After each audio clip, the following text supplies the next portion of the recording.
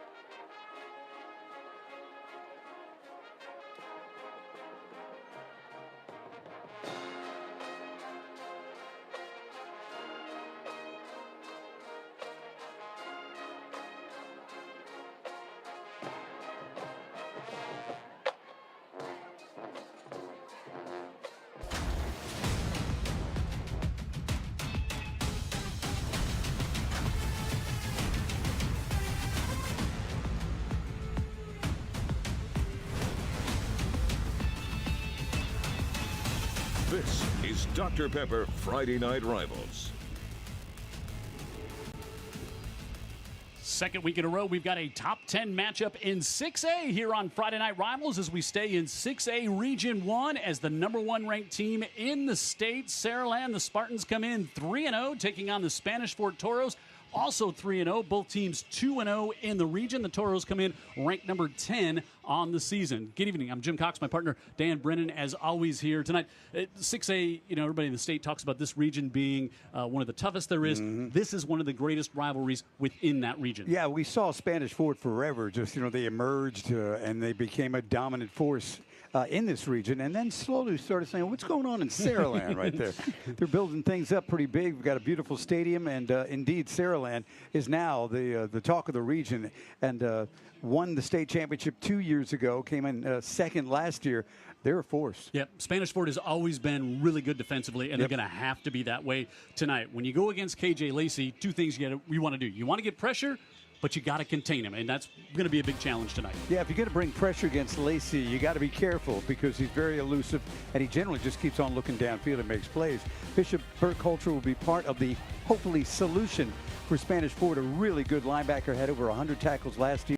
He's already got 5 sacks on the young season. He's a player. Yeah, and on the other side, offensively, Saraland just continues to do what they've been doing the past several years here. You know, you talk about Ryan Williams, Jay Lacey, and you almost forget about Sante McWilliams, the running back who rushed for 1,400 yards as a sophomore, over 1,000 last year, tons of TDs, and he's almost unheralded. Yeah. He's a huge part of this offense. Big part of the offense because he's the guy you give it to when you just want to balance things out a little bit. Lacey's great at quarterback, but McWilliams, a bunch of D1 offers, not the biggest guy, about 180 pounds at tops. Tough, quick, great top-end speed, all-around great player. All right, kickoff coming up from Saraland here tonight. Again, big matchup, couple of undefeated teams here on Friday Night Rivals.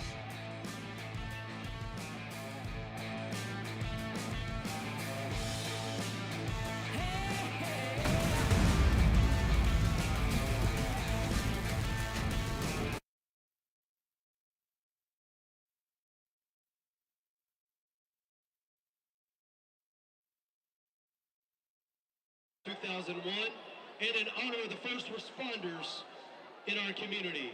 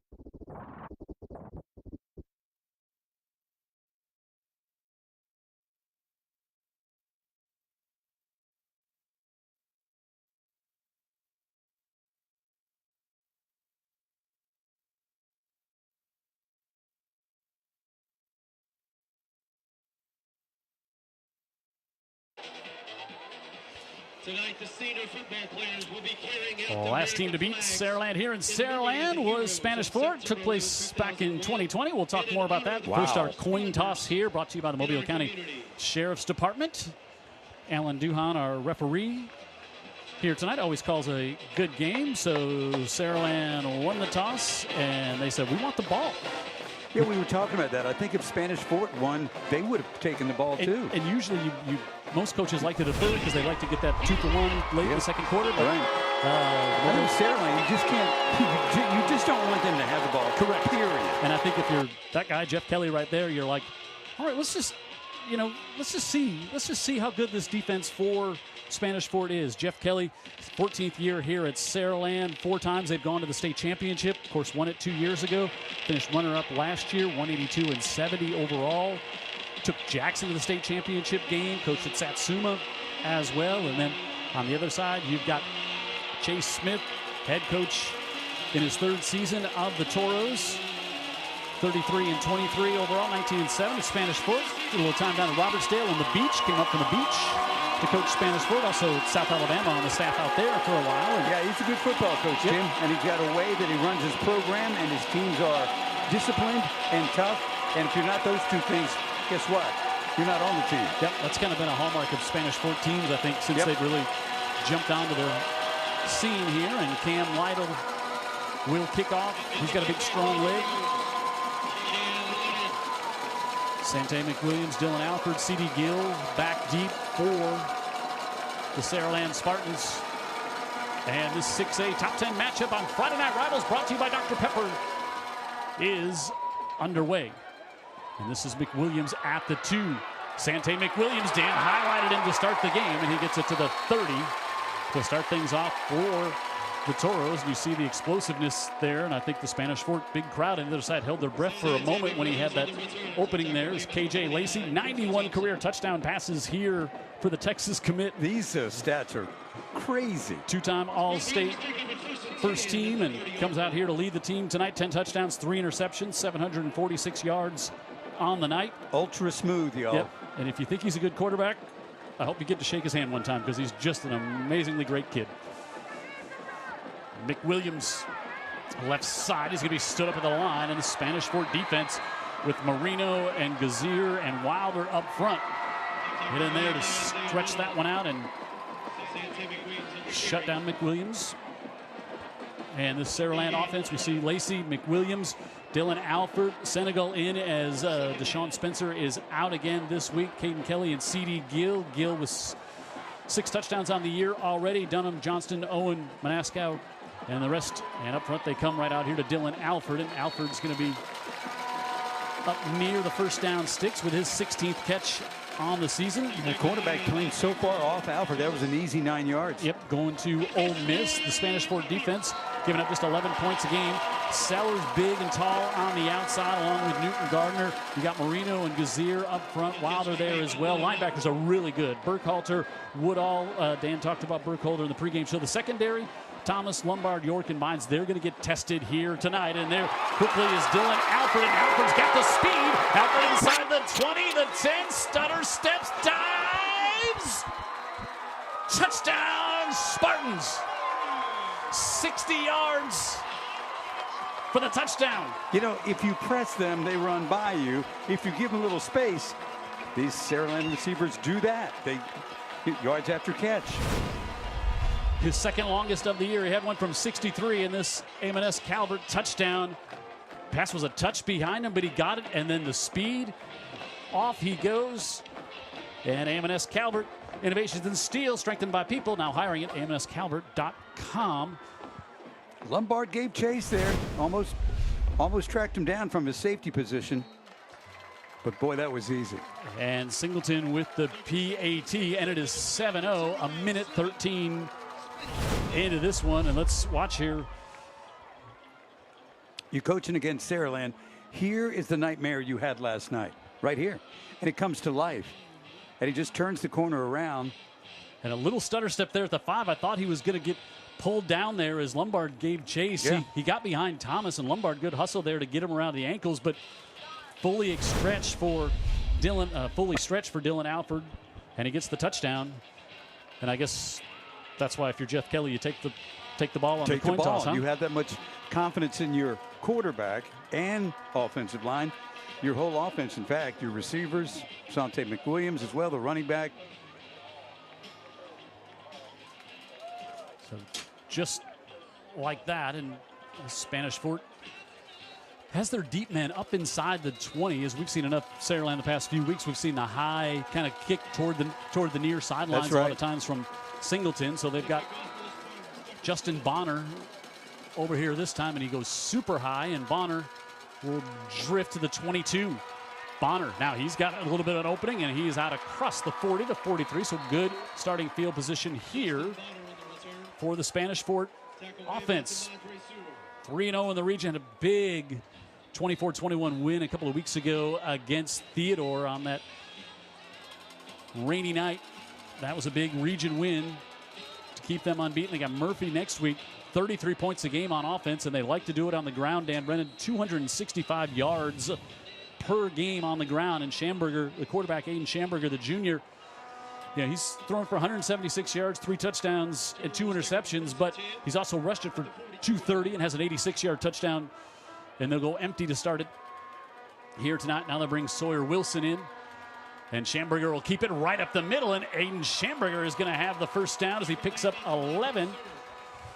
And it's a Roof Doctors first down for the Toros right up the middle. Schamberger on the keep. Yeah, explosive run right between the guard and the tackle, and easy yards. I won't say easy, Great run by Schamberger quickly, but really good blocking up front. Yeah, guards good kick-out blocks to open things up for Schamberger. 6'3", 175. And the Toros, are in Spartan territory. Nemo Hickson, we've called his name a bunch, and he's going to have another Roof Doctors first down as he's up to the 30-yard line. Catch is made by Nehemiah Hickson. What a block on the outside there. Pick up a 15. Schamberger, your quarterback. Now you got Sawyer Wilson at quarterback. They'll rotate him and E.J. King, who's got almost 300 yards and 5 touchdowns on the year. Edwards, the receiver. Bonners, who he really likes to go to, along with Nemo Hickson, as we just saw. Jones, Pollock, Perry, Staten, and Miller up front. Lemoyne, the blocking tight end for this Toro offense. Bonner threw the devastating block on the outside. Was that Hickson who got it? Yep. Good little player. Yeah, Nemo Hickson. Really good player. Starts on defense, comes in on offense, special teams. 3 receivers to the bottom of the screen. They come out to Bonner. Bonner trying to get some space, tries to break free, makes a move at the 30, stays on his feet, and steps out of bounds at about the 26. He was able to get away from LeWardrick Jones there. Bonner's a thick guy, Jim. About 190. Yep. Saraland defense giving up just 13 points in the last 2 region games they played. Owens, Coleman, and Williams. Dunklin, Pugh, Harris, and Roberts, the linebackers, strong in the middle of the field. Moffitt, Jones, Sewer, and A.J. Martin for the Spartans in the secondary. Looked like they could have thrown a flag there on a hold on a wide receiver block on a corner over there. Didn't get the call, and Bonner did the rest. Now they'll have Sawyer, the 5'9", 180-pound senior, in the backfield. Bad snap, and smartly, Schamberger just falls on it there. Don't make a bad play worse in that situation. Let's watch what happens here on the snap. Oh, yeah, I think the center thought Schamberger was underneath him. Yeah, I mean, they don't run a lot of that. Wow. What a big mistake. You were second and, I don't know, 4? Yeah, second and short. Now it's 3rd and 11. In 2-down territory. Yeah, that's a good point. That's a good point. You're just outside of maybe where you want your kicker to try to kick it, and you also know field goal's probably not going to win you much against Saraland.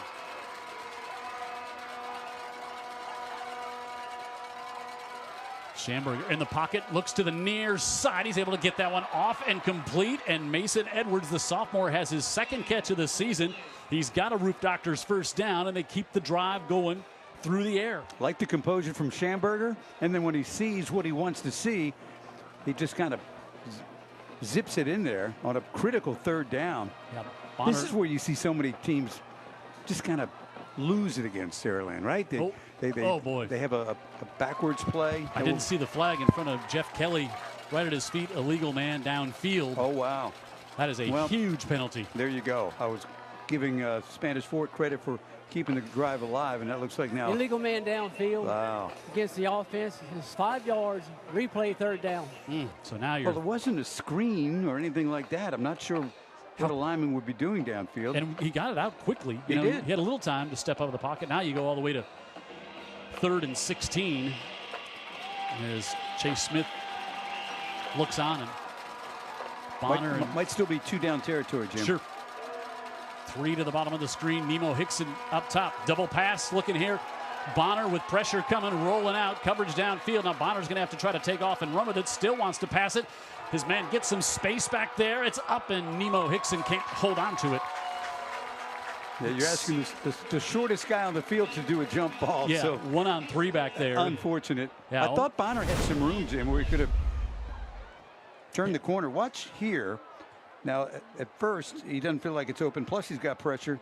Seems like he still could have maybe got that corner. Yeah, if he could have turned to the inside, even possibly there. Maybe, yeah. And you wonder, do you there's a little sideline warning over there, and I wonder, do you have a better chance of doing a double pass to your side of the field? Because as soon as it comes over to Saraland's side, all their coaches are screaming pass, pass, pass. It was right in front of them. You might be right. And the pattern was right down the middle of the field, and Saraland kind of had it smelled out. Yeah, and they didn't get anything on that 3rd and 16, so now you're gonna punt from your own 36 and try to pin. Saraland back deep. Newton Gardner, outside linebacker here, punts it really well. This one an end over end kick, and boy, it goes out of bounds the 20s. And it's raining here. I know. I was looking at it thinking, is that so rain a I see? 16-yard punt. So you really didn't gain much there. But Saraland will get it back at the 20. They're on top 7-0 here on Friday Night Rivals.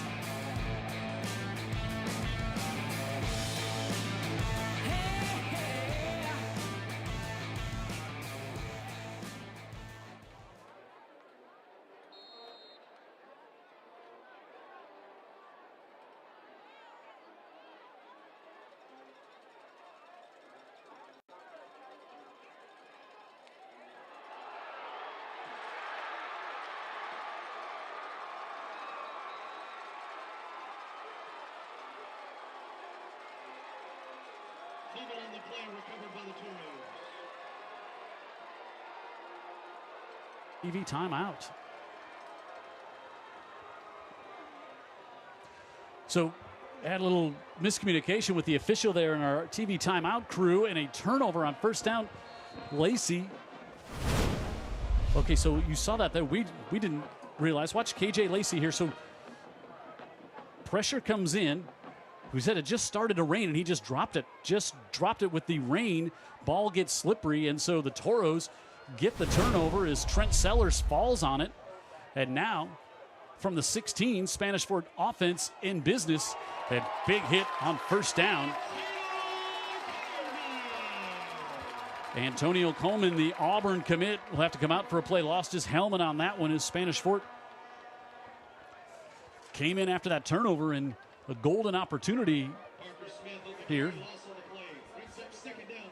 So it'll be second down, and well, what a golden opportunity here for. Yeah, it is if you take advantage of it. That didn't look too good. Big penetration by the All-State defender, and now second and 15 or so.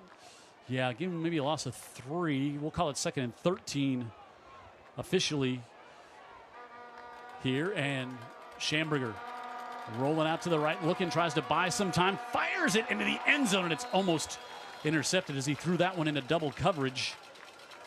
Trying to get it back to Bonner, and now it's going to be third and 13. We had just mentioned right before that break, and now the rain is letting up a little bit. It started to come down pretty hard, and KJ Lacey just dropped that one, and the Toros, Sellers was able to fall on it. There might be 5 people in this stadium with a poncho. Yeah. and because I looked out in the stands, and the ones that have them used them.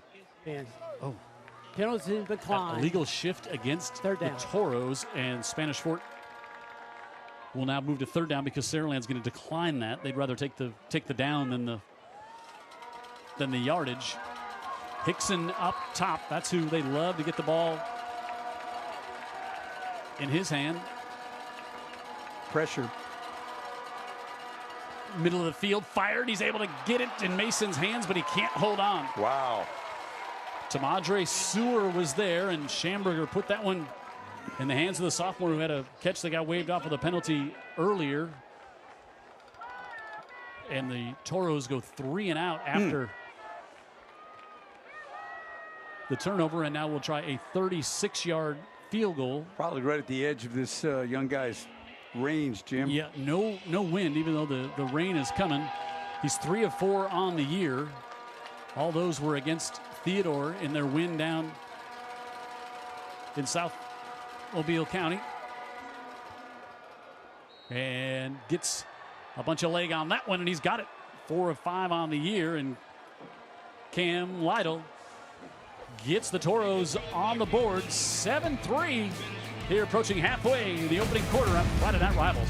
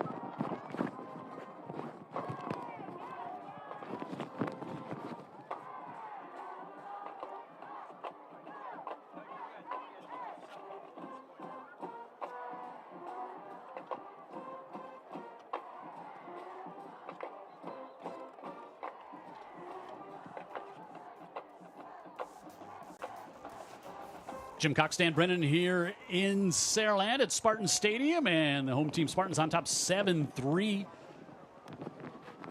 over the Toros, who able to take advantage of that Saraland fumble deep in their own end to get a field goal on there. They got points out of that drive. I know Chase Smith is probably saying it would have been great if we could have got 7, but after they had the penalty and the loss on first down, I think he's got to be happy to come away with 3. I think so, and also they showed signs of being able to move the ball. Yep. Schamberger looked good. Boy, some penalties you don't usually see against Spanish Fort. The lineman downfield on the completed ball to the sophomore. That stung. The penalties have hurt the Toros. They've taken a few first downs off the board. The kick goes to the far side, and Dylan Alford makes a move, and he'll just step out of bounds at about the 26. So Saraland's offense had the quick strike on the opening drive, the 60-yard touchdown, and then the last drive, just one play that KJ Lacey dropped the newly wet ball. Didn't see him drop any last week in golf shorts. It just happens to start raining here, and that one slips out of his hand. That was a challenge. So, if I got it right, Jeff Kelly, they used older uniforms in that game last week. So put them in a pile and sacrificed them for the night. That was good. That's a veteran coaching move right there. No kidding. Not going over budget on uniforms this year. Yeah. We got ones we can get rid of. McWilliams up the middle of the field, and Sante McWilliams gets it up to the 40. He'll pick up 15, another Roof Doctors first down. What a tenacious athlete. Look at the hole. My goodness. Good job by the safety keeping him in front of him. That was a gaping hole for McWilliams. Up to the 38. Lacey has some time, dumps it off to McWilliams, this time out of the backfield, and he's going to be stood up at about the 45. Isaiah Woodall, second leading tackler for this Toro team, with the stop. They'll bring up second down. How about this team should have Ryan Williams on it? I mean, and how about what he's doing as a 17-year-old on Saturdays? He's tearing up college football, basically. Yeah. Now they'll go empty. 3 to the top, 2 to the bottom of your screen. Alford split out wide. He's got the touchdown, and he's got the speed. And you see KJ Lacey go with that hard count. Looks over. The Toros stay. Might get some pressure here. Play clock winds it down to 3. Middle of the field, fires, and looking for a flag. And none coming there as C.D. Gill thought he was wrapped up a little early, and kind of looked like it from here too. Yeah, Lacey, I think he feels that way. Let's take a look right here. They back out of the pressure, so Lacey's got time, and the ball, oh goodness, yes. I would have to say that was a missed call. So it'll bring up 3rd and 3 here for the Spartans. Again, Lacey, the Texas commit. Far side of the field goes off to Alford, and Alford drops his shoulder and lunges past the sticks, and he's going to have a Roof Doctors first down up to the 47, and they're into Toro territory. Jeff Kelly's got house money. You know, he's got this great quarterback, and he's got receivers, and he can just dial up whatever he wants at the time. This was probably 2-down territory anyway. He knows he's going to get positive yards there, and he gets the first down. And now, be careful, midfield, 1st and 10. Might be something big on this very play. McWilliams gets down low, and he'll pick up about 3. You're talking about KJ Lacey and what he does. Jeff Kelly says, he said my mom sometimes will talk to me on Saturday about the game, and she'll talk about one particular play, and she'll say, son, that was a great play call. And he'll say, Mom, that wasn't the play I called. That was KJ making me right when I was wrong. And he said he does that a lot on Friday. That's funny. On Friday nights. So he's helping solidify the continuing relationship between child and mother. Second down for the Toros. Lacey pressure from the backside, middle of the field, and it's incomplete as he was trying. He had Senegal and C.D. Gill converging together, and that was the first time we had some pressure coming from the blind side there toward Lacey. Gill is really something, I'll tell you. Not much in the size department, but C.D. Gill is a playmaker. no matter what uniform he's wearing. We had a little mix-up last week, right? Yeah, at least we were alerted to the uniform, too, because the old uniforms didn't have a 0. Yeah. So they had to, and Deshaun Spencer was out, so we wore 1. 3rd and 7. Lacey, again, middle of the field, able to find his man, and he's going to have it complete up to the 31-yard line, and that is C.D. Gill. He sees the field so well, Jim, and when it's time to cut it loose, Roof Doctor's first down, yeah. He absolutely cuts it loose. Watch the quarterback. Watch when he sees what he wants to see, and watch there. Bang. So, and it's just, you rush 3, drop 8. What do you do? You try to get pressure on, and then the most dangerous parts of KJ Lacey's game, one of the most is the off script when he's forced out of the pocket. He's as good as anybody doing that. He and the receivers know what to do. Sling it, and now we get motion penalty here against against Saraland prior to the snap. And Dead ball prior to the snap. False start on the offense. 5 yards, first down. Alan Duhan, our referee, always calls a great game. Yeah, glad to see Alan.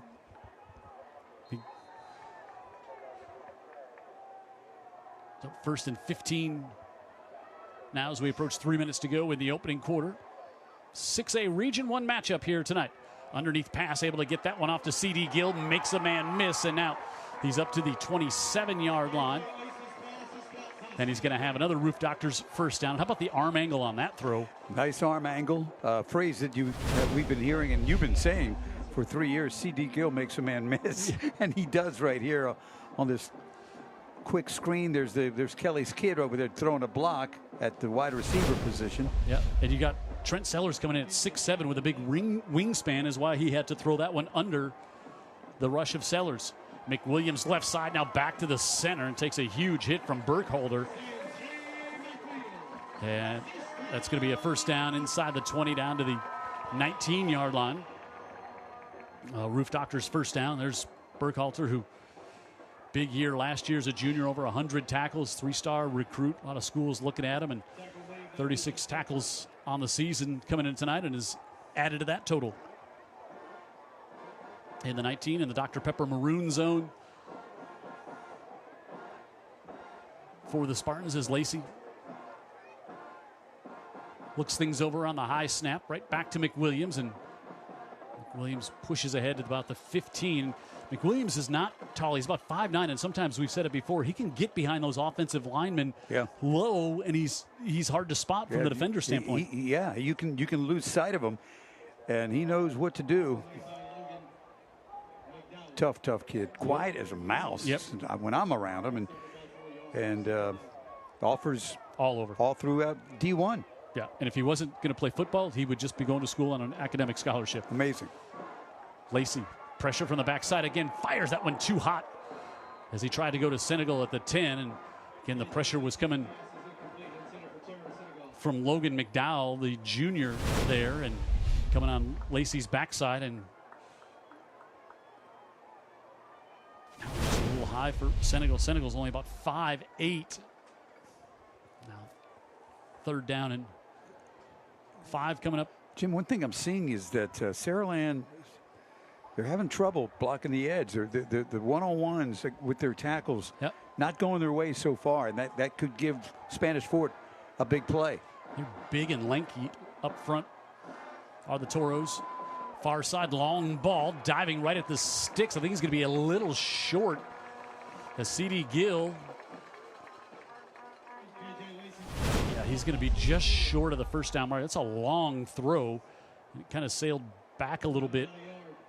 Good catch by Gill to grab it there. And a yard short. Yeah, 4th and about, maybe a 1.5 foot. And again, there was pressure off that left edge. Now they bring a big package in here. High snap. They give it to McWilliams, and McWilliams is going to pile ahead, and he's going to have a 1st and goal, a Roof Doctor's first down for the Spartans here. Spanish Fort's got a good defense, but McWilliams, in a situation like that, you're going to get the yard. Yeah. He's going to get the yard. Yeah. Spanish Fort making Saraland be much more methodical on this drive than they were on the quick 60-yard strike. Yep, agree with that. On the opening drive. And they'll stay with a jumbo formation. Lacey wants to fade in the corner, looking for Alford, and he's got it for the score. What a throw. What a throw from KJ Lacey. High to the back corner. Dylan Alford, the only one who was going to get it. He's got his second on the night, and watch this thing of beauty, Dan Brennan. There's just something different about the way Lacey plays this game. We were talking about all the great quarterbacks we've seen and all the Division I players that have come through UTV 44 through the years, from Jamarcus Russell to Riley Leonard. A&S Calvert touchdown. Innovations in steel, strengthened by people now hiring at amscalvert.com. And a point after is good by Tucker Singleton. An impressive drive here, and what a beauty coming right at you. Lacey to the Ole Miss commit. Texas to Ole Miss for the touchdown.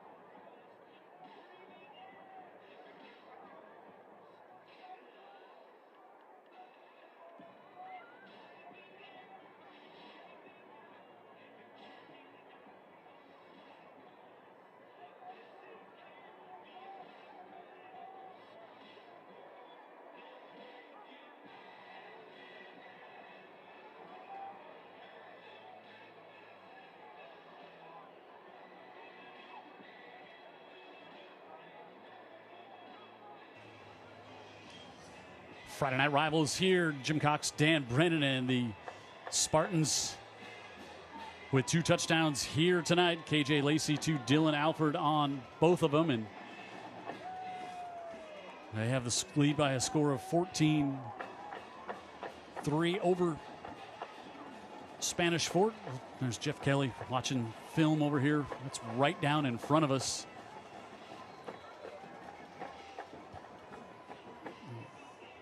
Offense there. Lacey and Caden Kelly, Dylan Alford, C.D. Gill. High kick. Saraland watches it bounce around, and they're gonna. Did they get it? Spanish Fort. I think Spanish Fort is gonna have it at the bottom of the pile. They do. Wow, that was so dangerous. They weren't ready. I think that's Aiden Ray who got on it. There's some discussion going on down there. The up man was not ready for the kick at all, and Bonner, but Saraland is going to come away from it. Well, that's the last thing you want to do. So Watts, EJ King is there, but he's not expecting. See, it bounces right to the side of him. He's expecting Bonner to get it. And then at the bottom of the pile, Justin Dickinson think he has it. No, he didn't. They hadn't took it away, but I think the official is going to say that, or saying that Saraland had possession before. Wow, so a special teams miscue. here. I mean, King just, I don't know, maybe he lost it in the lights or just thought Bonner was going to come up and grab it. He wasn't reacting like the ball was anywhere near him. No. And he's got great awareness. I mean, he's a great offensive player. Rolling out, and that one just over the head of Dylan Alford. And then we talk about the off-script stuff that you see from Lacey. Alford streaking down the sideline, out of the pocket now. Lacey spots him, just overshoots him, not by much. Yep. Be 2nd and 10. I know that one's gonna get under Chase Smith's skin. Just can't give them any more touches. Sante McWilliams tries to go sideways a little bit, and then only gets a couple before big pressure in there. Takarius Williams in to make the stop. And that will bring us to the end of the opening quarter on Friday Night Rivals, brought to you by Dr. Pepper.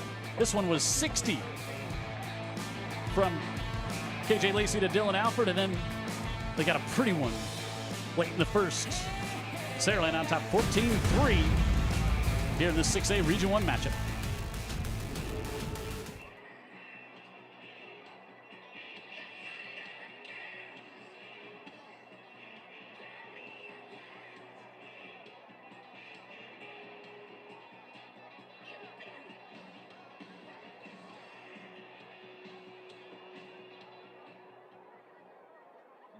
For another hot Alabama summer? Temperatures are going up, so be sure your air conditioning system doesn't let you down. Call Patco AC Service now and get a full diagnostic for just $29. That's right, just $29 when you call and mention this ad. Patco is a name you can trust. Family owned and operated for almost 40 years. And Patco offers a 100% guarantee. No wonder all the 5-star reviews. Call now and schedule your $29 diagnostic with Patco.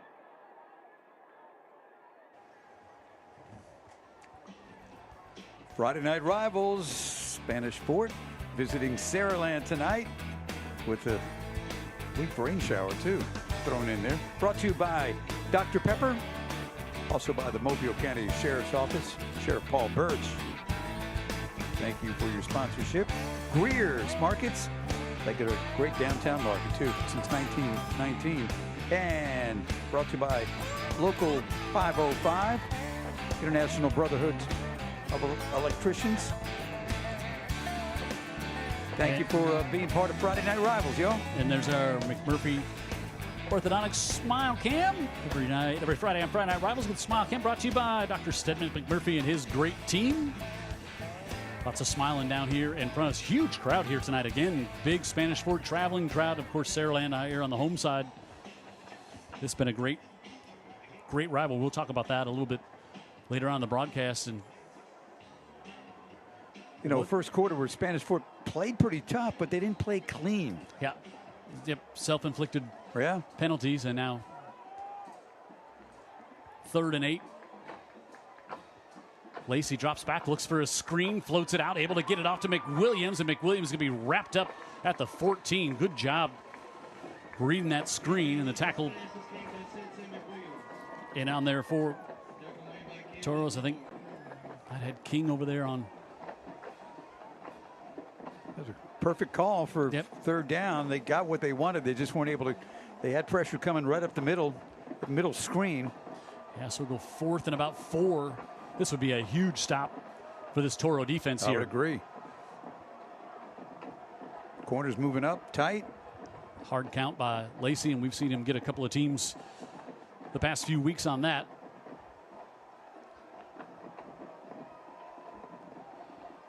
Lacey looks, fires, floats it. He's got it complete to Alford inside the 10, and he's going to convert on 4th and 4. And Alford has found a little soft spot to the near side, and that's going to be a local 119 first down.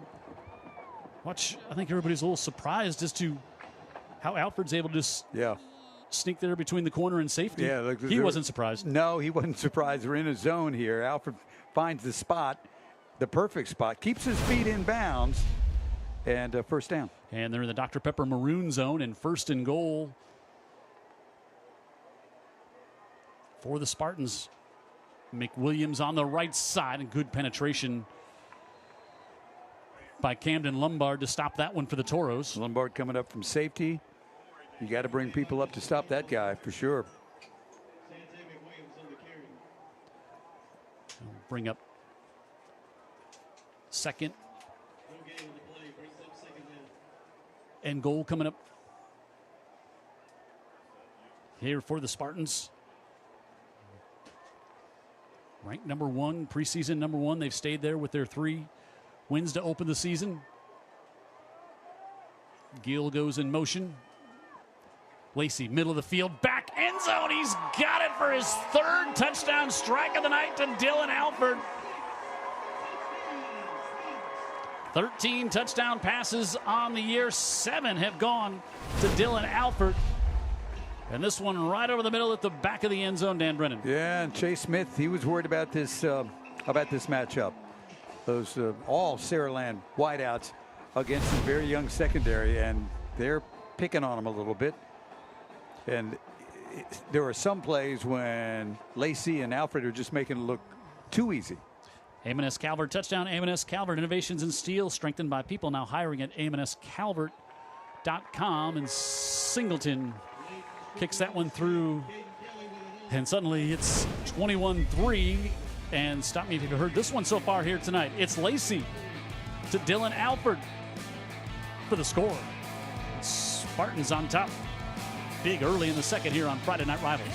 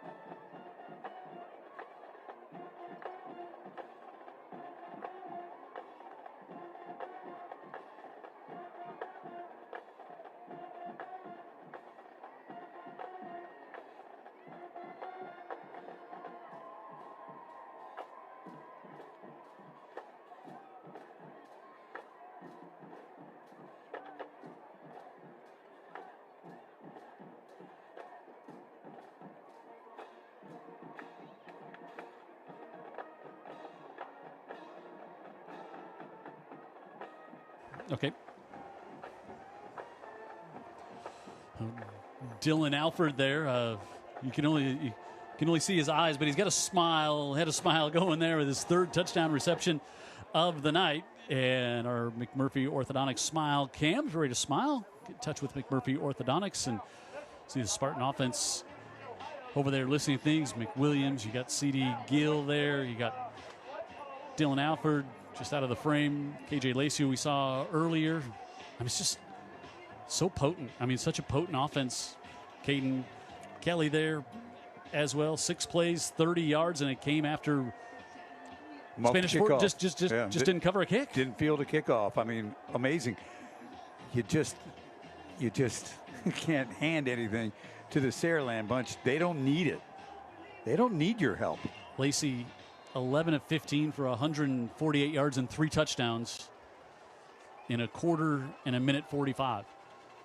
High kick this time down to the 17, and it's Nemo Hickson. And Hickson with that great explosive speed out across the 40 to about the 43-yard line. A good field position for the Toros to get this drive. He's got brothers that have played football in college. I think his dad did too. I mean, he just comes from an athletic family. He's as comfortable on a football field as any player you're going to see. Just great baseball player too. Great baseball player, and great competitor. Yeah, we've been calling his name since he was sophomore, at least, maybe even a freshman on this Spanish Fort team. He had a brother at the same time that was also on the team. Empty backfield now.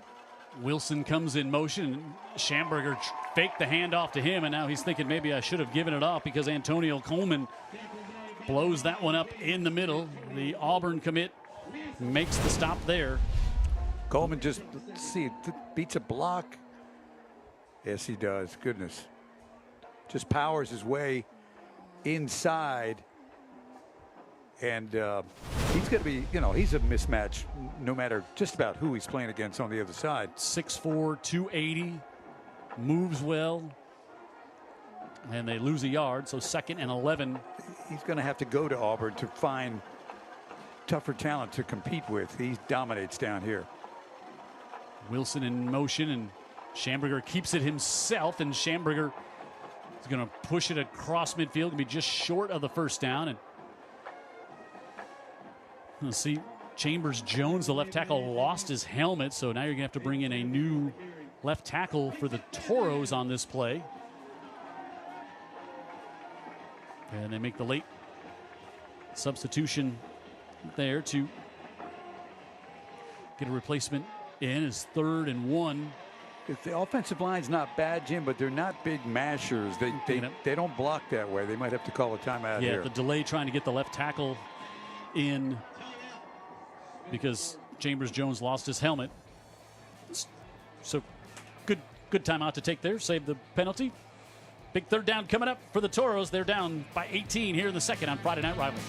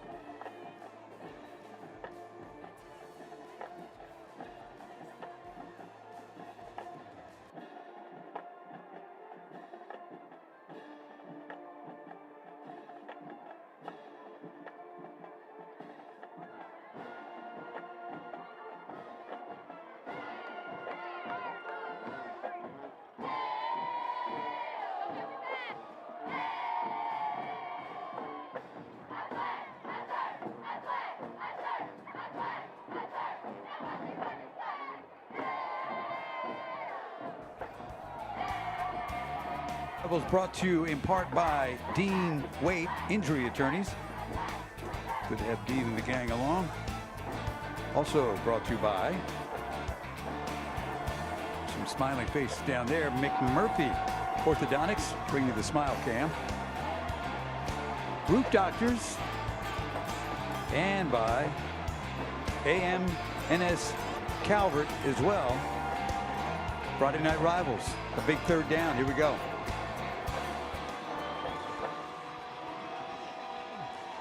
Big play for the Toros here. They go direct snap to King, and King did not get to the sticks. Well, maybe on the second effort, they're going to see the second effort. Now there's going to be a flag at the end of that play as well. Is E.J. King, he's big, 222 pounds. I thought they had him stopped here. Yeah, they did. You thought, and then he spins. Yeah. And he's got it. Let's see what the flag's on. It was behind the plays. Yeah. Williams was back there, so they go a little wildcat to King, who last year had over 700 yards over at Faith Academy. Okay, personal foul on Saraland. Yeah, so a big conversion for the Toros, and now they're going to attack 15 on there as well. Dead ball. Let's watch here. Personal foul Watch on the right side, so 15 yards, first down. Then 20. I think that was going to be on Damone Williams. So 15 puts it up to the 32. He needed that conversion, big conversion for Spanish Fort on 3rd and 1. He did, Jim. And now, what is the series of play calling here with Spanish Fort? Do they feel like they can run it? Do they feel like they've got to have the quarterback? I'll go with Wilson and King in the backfield. King trying to get the block on the edge, and Sawyer Wilson. How much fun is he to watch play high school football? Just, again, with 5'9", 180 pounds. He's one of those kids we talk about. It's like, just love a high school football player. Just one of those kids who loves playing football. Very productive player, too. He ran for about 60 yards on a cross-buck when he was a sophomore right here at this stadium. So very effective running back, and they don't do things conventionally like an I formation or just power. They try to pull guards, and Last year, Wilson had 907 total yards. This one going to come back. 8 touchdowns last year as a junior. So I missed the call, Jim. Two, looks like going to be a holding maybe before they back it up. I didn't. Saraland was giving him problems from the snap, penetration, and somebody might have grabbed the jersey, not sure. All right, now second. No, this is going to be a 15-yard variety because it's 2nd and 25 now. Schamberger doesn't throw it a ton, but looks up the far side as he was going to try to get it over there to Bonner. He's not going to get the pass, but he is going to get the pass interference as Bonner had a step back there, and Schamberger hung it up and drew the penalty. I like Bonner a lot. Thick kid, good athlete, good speed. Pass interference. Wow. Let's see what you think about this. Schamberger gives his guy a chance. Pass interference against Red, 15-yard penalty. First down. I don't know if there's any Second grabbing down. of the jersey. They replayed the play. Yeah, and you can on hear the big board. The crowd is not happy. The crowd not happy after they watch the replay of our broadcast here. And that was Moffitt back there, and he is a sticky cover corner guy. Yep. It's not an automatic first down, but it's a 15-yard penalty, so it'll be 2nd and 10.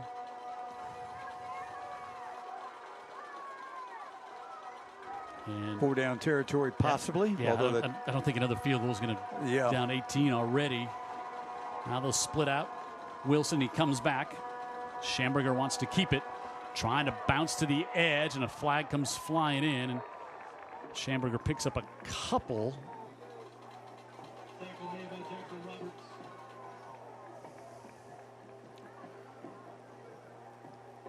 Had a flag coming from the. Did I imagine a flag coming Yes, in? you did. No, Let's see. Hang on. Yeah, that's what it is. Sideline warning on. Yeah, they threw it. That's why it landed in the Saraland sideline. So each team with a sideline warning. It's so important. This it's how officials get hurt when they're trying to run down and stay with the play, and all of a sudden they get tripped up, and that is a recipe for disaster. So How much faith does Spanish Fort have in the run game here? Let's see. 3rd and 5. They haven't got King all that involved carrying the ball offensively. 222 pounds. Schamberger keeps it himself, and Schamberger is going to pick up the first down. I think what we're finding out is Schamberger's the one that they trust. Yep, local 119 first down for the Toros. He's really like a third option running back there most of the time. Really is. Good blocking, too. Really good blocking. Schamberger sells the ball fake. Yep. Well, then it's a first down here for the Toros as we move towards 7 minutes to go in the second quarter.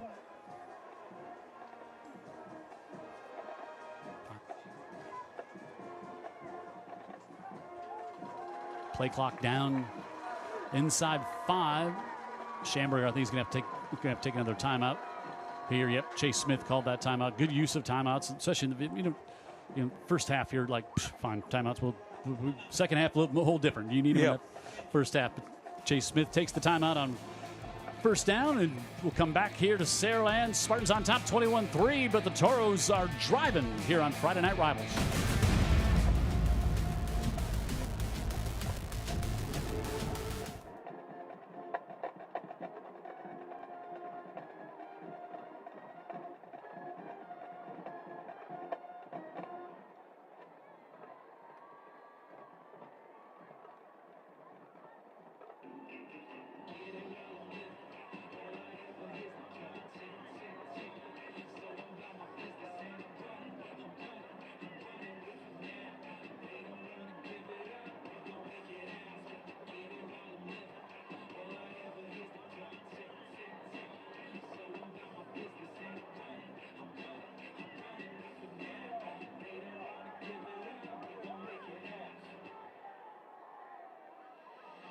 The field, athletics, and outdoors located at 816 Saraland Boulevard is your place for sporting goods, fishing, and hunting gear.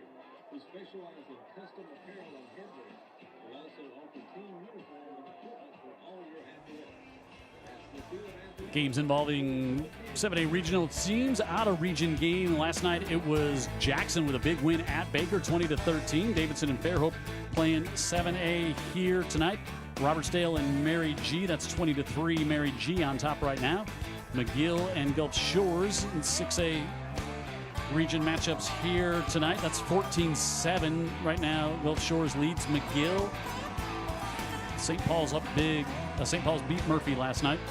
5A rain in Alberta. Williamson, Citroen. Williamson 3-0, off to a great start this year. So is Viger. Yep. Well, 1st and 10. Schamberger, pressure coming, rolls out and wisely throws it away.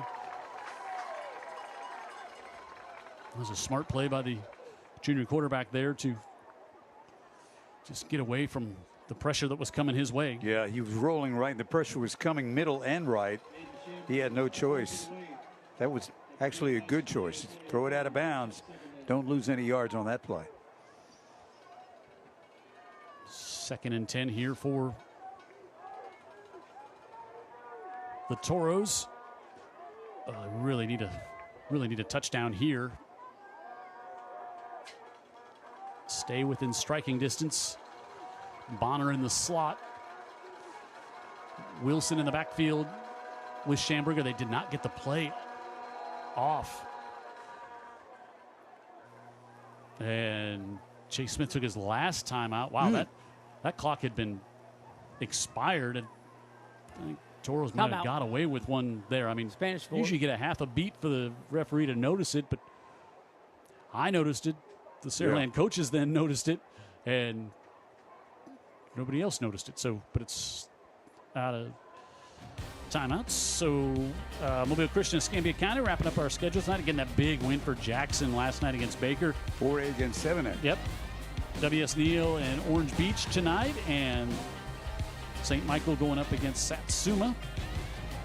St. Michael up big in that one, 31-0.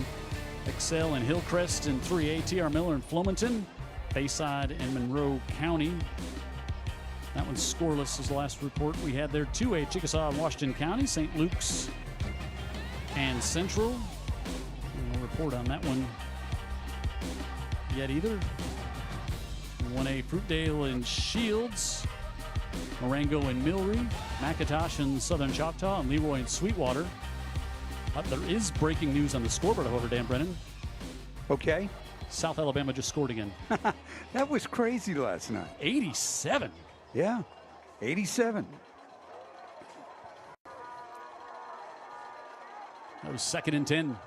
Schamberger, quick out to the far side to Nemo Hickson. There's the speed. Hickson bursts through, and he's inside the 10 and a local 119 first down. And in the Dr. Pepper maroon zone, you see why they want to get the ball in Hickson's hands. Yeah, it's so tough to sustain those blocks from the outside, not get called for a holding, but that's what they do right here. Good blocking on the outside. Hickson has a lane right there, and he's inside the 10. And those passes just like an extension of the running game, right? I mean, it's just so quick. But you got to get it out quick. You got to get it accurate, so your receiver is in a position to get yards after the catch.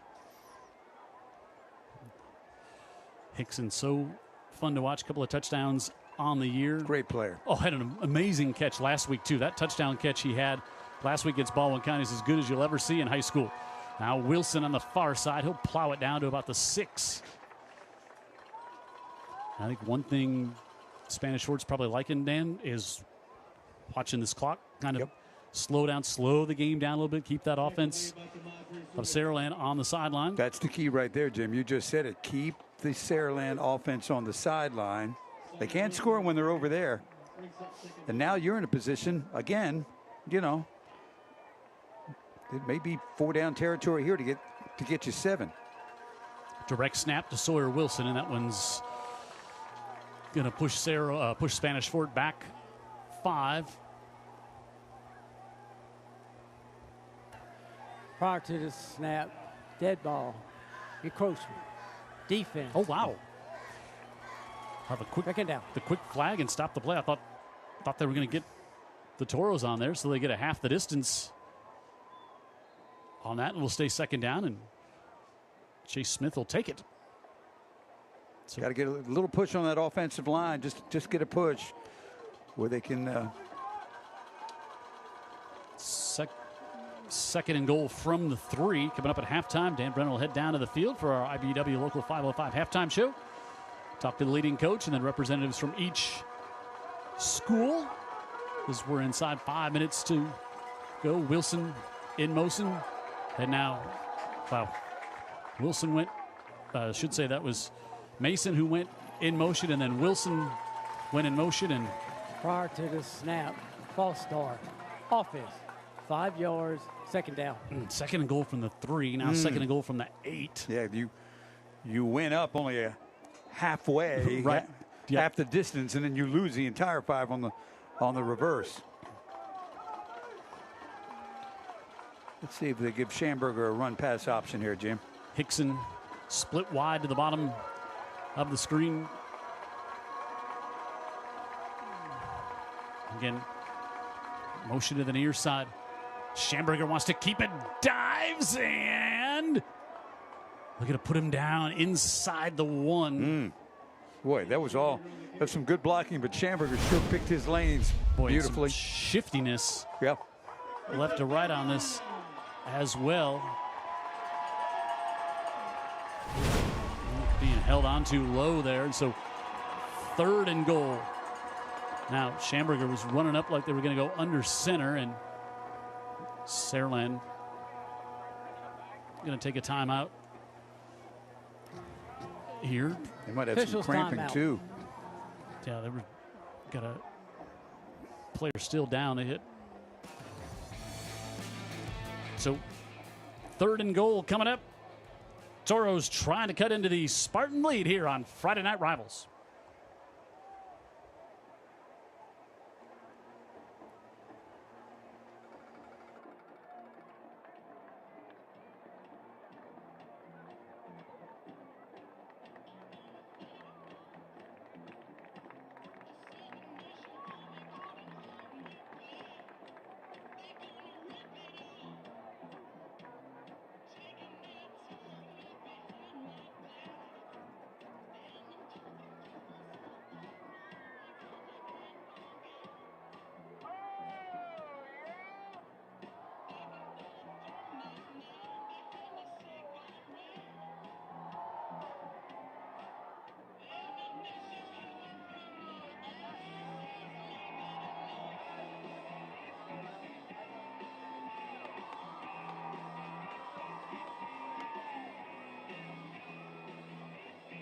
To you by Local 119, plumbers, pipe fitters, and service techs.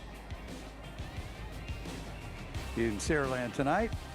Also brought to you by Herc Rentals Pro Solutions. And finally, Friday Night Rivals brought to you by United States Coast Guard. Protect, defend, save. Nearly had to call them last week during the Really? game. No, in the game at Gulf Shores. Oh. not me in the boat. Near the game at Gulf Shores. They got E.J. King in the backfield with a direct snap to the big running back, and he's in for the score. Slow on the call on the far side as they unwind the pile there. Saraland thought they had stopped him, but King with a big body and the big frame lunges over for an A&S Calvert touchdown. A&S Calvert, innovations in steel strengthened by people, now hiring at amscalvert.com. Yeah, the direct snap to the big guy, 222 pounds, and Able to go right where Antonio Coleman came out on that right. last play. That's a good point. Coleman cramps up, gives Spanish Fort circle on the old play where map and say, go right there.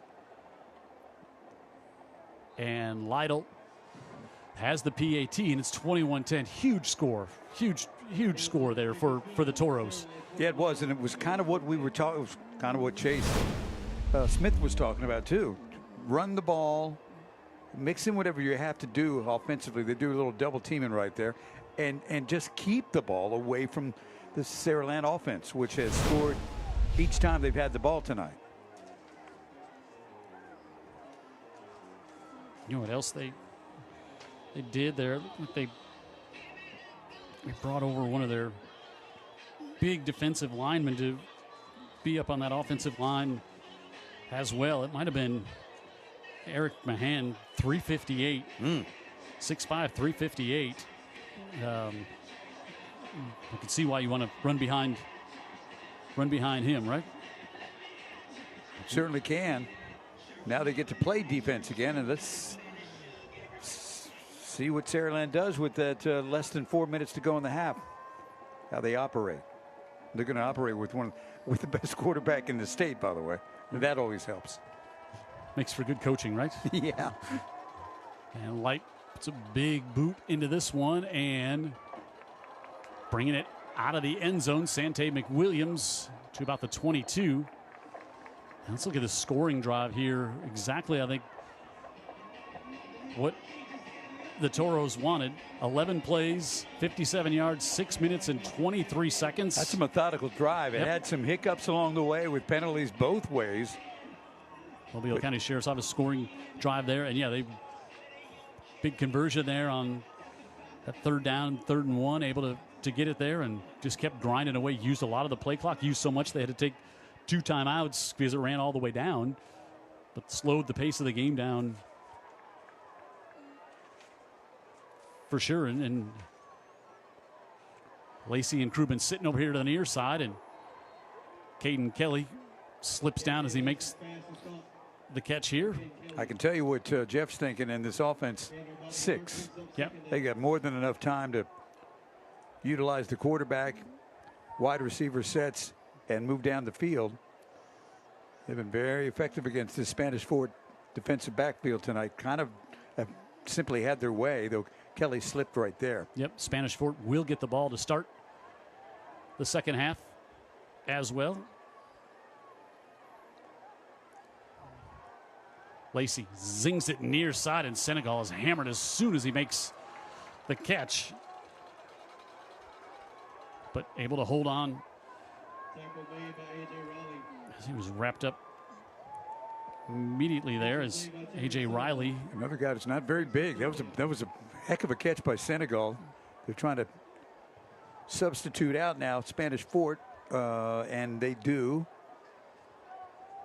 It looks like successfully. So 3rd and 5. Lacey pressure, floats it up the near side looking for Senegal, and Senegal's going to draw the flag. 2 flags came over, and Lacey felt the pressure off the back foot, heaves that one down the near side, and looked like Senegal was going to run underneath it. Might end up being, look at this, just off the back foot, flings it up, and watch right here at the end. Yeah, got a handful. Yeah. Caden Lombard, and hand fighting both Pass ways. interference gets the defense.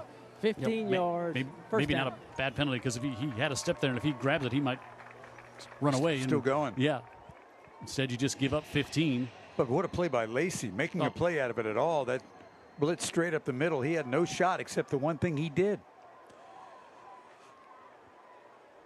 Give it to McWilliams, and Sante breaks a tackle, and he is into Toro territory to the 49. That is that is a competitive fella right there. Yeah, 1,000 yards last year and 20 touchdowns, 1,400 yards and 16 touchdowns as a sophomore. And it's just, you know, how many teams would, I mean, he's a guy who might rush for 2,000 yards on a lot of teams if you don't have the embarrassment of riches that they've had here in Saraland for other weapons. And the time that the starters are on the bench because of big leads. Yep, and a quarterback who can really throw it. Lacey steps up, wants to hang this one up down the right side, and just overthrew C.D. Gill on that one. But you see the arm strength from the 40 to where that one landed down. And if it sounds like we're gushing on the kid, we are. I mean, he's good. I mean, he's as good as we've ever seen playing this position on Friday Night Rivals. He's that good. And, you know, people are going on and on about what a... Oh, wow. What do we have here? Yeah, pass interference. Wow. People are going on and on about the offensive genius of Sark down at the University of Texas. Well, Sark, likes this guy. Yeah, and So, has. Well, yeah, and has. So what does that tell you? IUBW halftime show, and coming up, Dan Brennan down on the field. And it's another first down, and McWilliams will get a couple here as we approach a minute and a half now. And I think KJ Lacey, one of those kids that he loves the game of football, loves to learn. I think he's going to go to Texas and gonna be like, I'm going to be a backup for a couple of years, going to learn behind some great quarterbacks there, and then he's going to get his chance. He's all up for it. 2nd and 8 for Lacey and the Spartans. Lacey, middle of the field, and again, going to be some body work going on before that one got to C.D. Gill. And no penalty. Landon York, the returning senior. Well, the Saraland fans are saying, look, if it's not complete, something's wrong. They've been a little spoiled watching the pitch and catch here over the years. Yes. So 3rd down, and now probably 2-down territory for the Toros inside a minute, or for the Spartans inside a minute to go. Jeff Kelly going to take a timeout, I believe. Or maybe there's must have been an equipment issue they're sending out. Dead ball. Oh. Substitution against White. It's a 5-yard penalty. 3rd down. Oh, wow. So they had 12 on the field. If you can get away with it, not a bad strategy. No, here. it's an excellent defense. So they give him 5. And it's 3rd and 3 now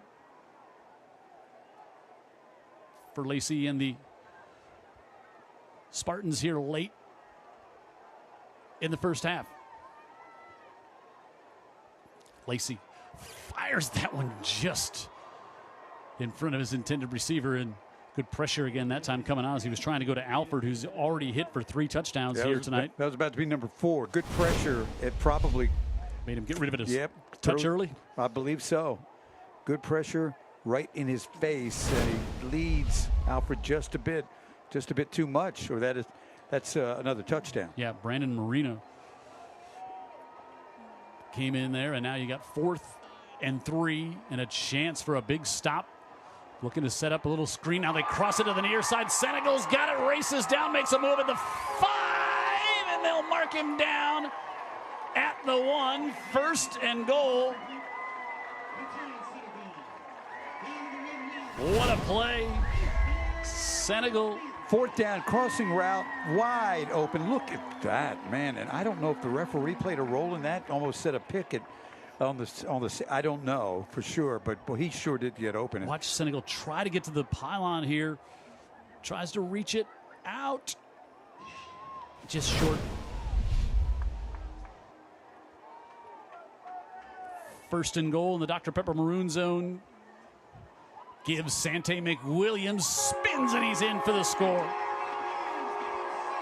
4th touchdown of the year for Sante McWilliams, and that big 4th down play sets up the score, and it's got everybody on their feet here in Saraland as they add to their lead with just 32 seconds left. An A&M Calvert touchdown. A&M Calvert, innovations in steel strengthened by people. Hiring at amscalvert.com. And Williams just kept the legs churning and spins back, and he's got the score. If you knew him, you'd really like him. Great young man and really great football player. 40th rushing touchdown here for Sante McWilliams in his career at Saraland.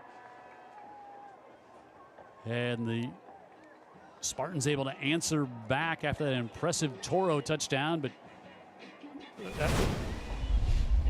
so here was the 4th and 3 from the 27. Pressure coming. Lacey drops back, and Senegal wide open. The senior trying to get his first touchdown of the year, but a touchdown saving tackle there by Traylon Thomas. And then it's McWilliams taking it in for the touchdown. And Saraland on top 28-10 with 32 seconds.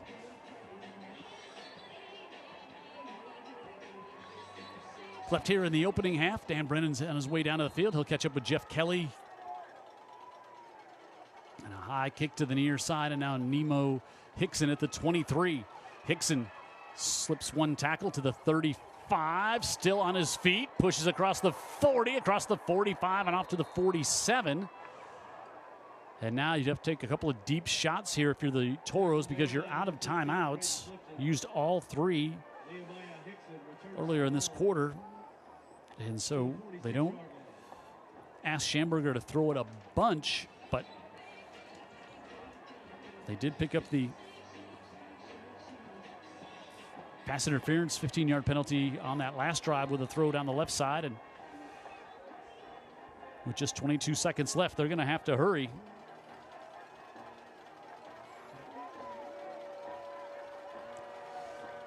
Three to the top, two to the bottom of the screen for the Toros, who will get the ball back to start the second half. Schamberger rolls out, flips it to the near side, and just throws that one away as Coleman back in there to put the pressure on, along with Houston Owens for the Spartans, as we're down to 16 seconds left. Now you're really running out of time. You're gonna have to get it down to about the 25 for Lytle to try a field goal. Maybe if you got it to the 30, you'd stretch out a little bit, or maybe wherever you got. But ideally, if you're trying to get a field goal late, you'd try to get it down to that 25-yard line. I think now, instead of risking a turnover and something disastrous happening at the end of the half, the Toros will just take a knee and let this clock run out here. And Saraland, an impressive first half with 28 points in the half, and they hold Spanish Fort to 10, or as most people pronounce it, Spanish Fort, without the elongated S at the front. So Jeff Kelly waits for Dan Brennan to catch him down there right at the 40, and he's got him down to Dan.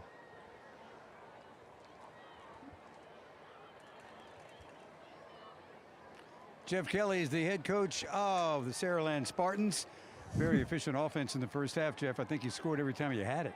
We turned it over that one time right there on the second drive on the first play, but yeah, we've gotten some good conversions. We've been pretty good on third down. We got to keep doing that.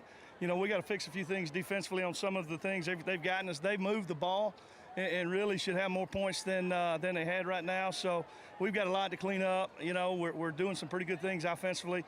We got to cover better on the kickoff cover. I mean, good gracious, we might as well onside if we're going to give it to them at the 50. So we got a ton to clean up. That's what halftime's for, so maybe we can come out and do a little better in the second half. Okay, sounds good. Thank you. So impressive half for the Spartans, as Jeff Kelly said there, just the one turnover as the rain started. It's been all Saraland for the most part, and 3 touchdown passes in the first half from KJ Lacey to Dylan Alford. This is pretty as you'll ever see. And then this one at the back of the end zone. And they're on top 28-10 through 2 here on Rivals.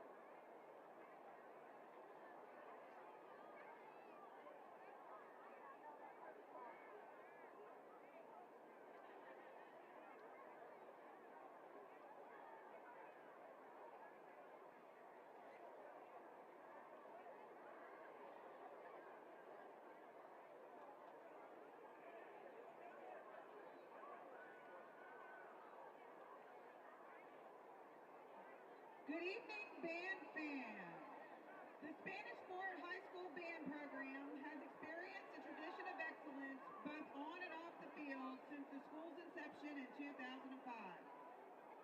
The band is under the direction of Miss Michelle Doggenbaugh and Mr. Jonathan Faust. Our color guard instructors are Mary Michael O'Rourke and Amelia Dismukes. Our percussion instructors are Colin Beasley and Nathan Salter. Tonight, for your halftime entertainment, the band proudly presents their 2024 production, Thunder. Tonight's musical selections include Thunder Rolls by Garth Brooks, featuring mellophone.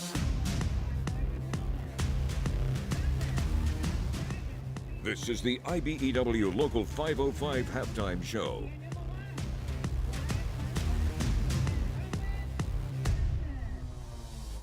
The band will close with AC/DC's ever-famous rock anthem, Thunderstruck, featuring Ben Jones on trombone and Quill Gardner on trumpet. Drum major, Walton Butterworth. Is your band ready?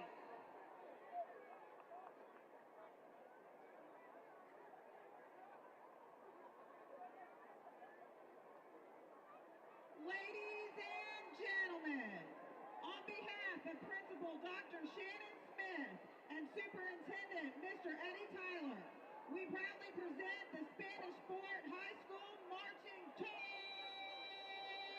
Band.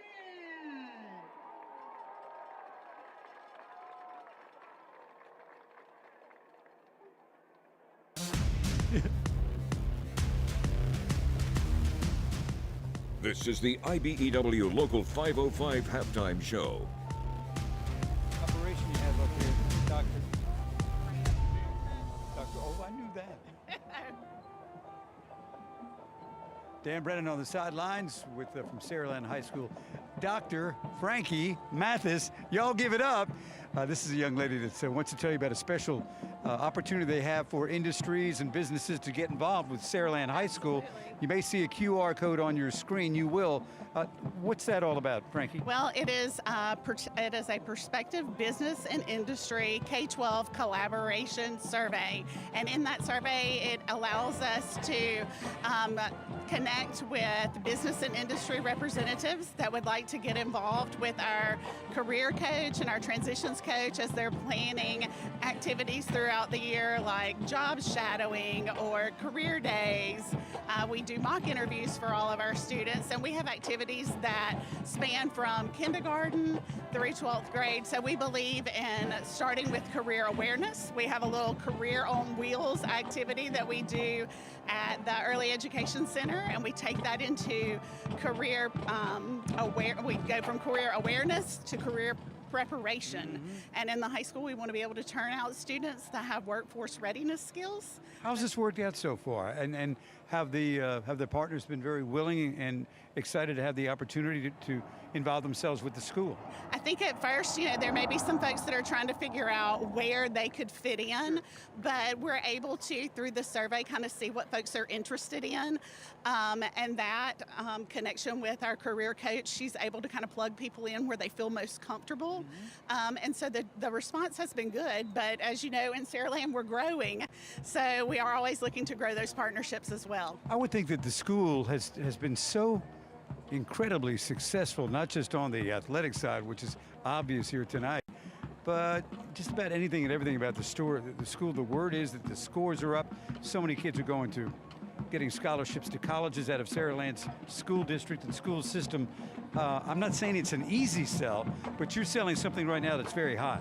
Well, what we're trying to do, obviously we'll say it's a great day to be a Spartan, but with that, it's how do we, more than just college opportunities, we want to find a place for all of our students to plug in. We have the only Coast Guard JROTC program in Alabama. It's one of 9, but we feel like that's something that's very relevant to our area. engineering, welding, business management, teaching and training. It's like health sciences. We have students that will graduate with their CNA certification, patient care techs, EKG. So it's like trying to find out where a student feels connected, and then let's explore that and strengthen those opportunities for students. How long is the program going on, and are you already seeing some successes? Well, our career coach and our transitions coach, they do a phenomenal job. So they've been working with these partnerships and trying to grow them for the past 2 to 3 years. So it's just been ongoing. Okay. Frankie, thank you so much. Thank you for your time. I know we caught you in a good mood because it's 28-10, Saraland Spartans. Tell us real quick about this, how this football team kind of, I don't know, raises all boats in Saraland. Well, I think, we say unite the land.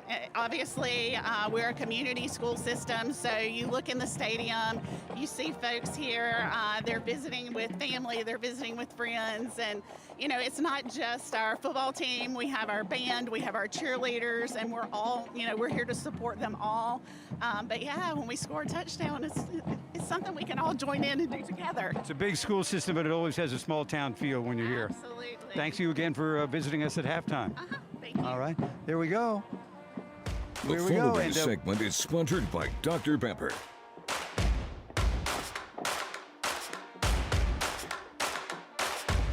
Coca-Cola Bottling Company United and Dr. Pepper, again, it is really in our DNA of what we do in the community, is being involved and giving back. We are a part of a lot of things that happen in Mobile and extremely proud of that. You take the Senior Bowl. We're a major sponsor of the Senior Bowl from day one. Minute One's a big part of the community here. You look at the Alabama Deep Sea Fishing Rodeo that's here, just had their 90th year. Well, we were the original sponsor 90 years ago and still there today, along with many other things from the Shrimp Festival that happens down in Gulf Shores. Actually, it was one of our Coke employees that helped partner to bring the Shrimp Festival to Gulf Shores, and to see that grow time and time and year after year after year to what it's become today is just really what we do. And being a part of the community is something that, be honest with you, I really get excited about.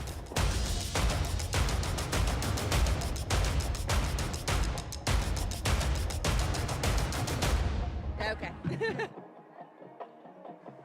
Suzanne Jarrell from Spanish Fort High School. You are the dance coach. I am the dance coach, yes. But also you wear another hat. I do wear another hat. I actually work in one of our self-contained classrooms at Spanish Fort High School.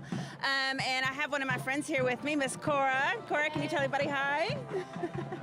So, at Spanish Fort High School, our heartbeat really is the inclusivity of our special needs community with our normal students. We have several sports teams, volleyball, football, basketball, baseball, who all have someone from the special needs community on that team, as well as our fine arts programs with dance and theater. Interesting. So being inclusive is more than just something that's talked about at Spanish Fort. It actually happens. Correct. It actually happens at Spanish Fort High School, and we're extremely proud of it. We rejoice and we celebrate our special needs community kids, and everyone just wants to belong because inclusion matters. She's precious. She is. Cora, can you tell them why do you like being on the dance team? Sparkles. You like the sparkles. Yes, she loves I the like sparkles too. Thank you for joining us here at halftime. Thank and you. Good luck to the team in the second half. Yes. And again, thanks for coming on down and talking with us about what's going on at Spanish Fort High School. This is Dan Brennan on the sidelines. Saraland leading 28-10 at the half. And we've got a big second half on the way.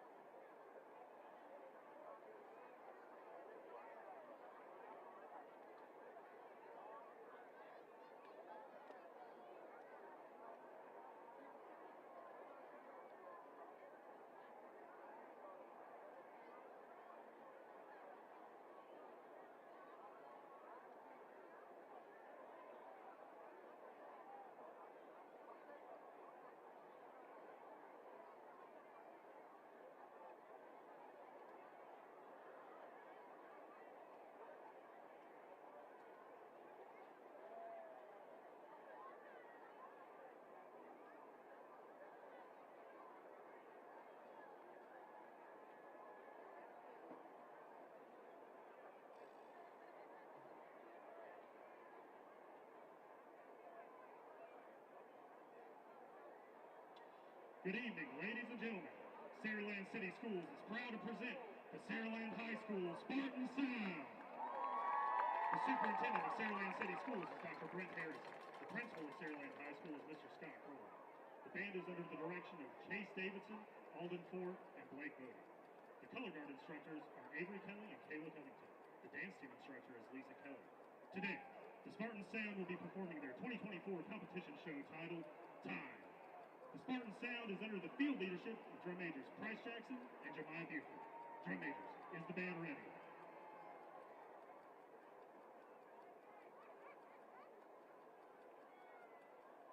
And now, please enjoy the Spartan Sound.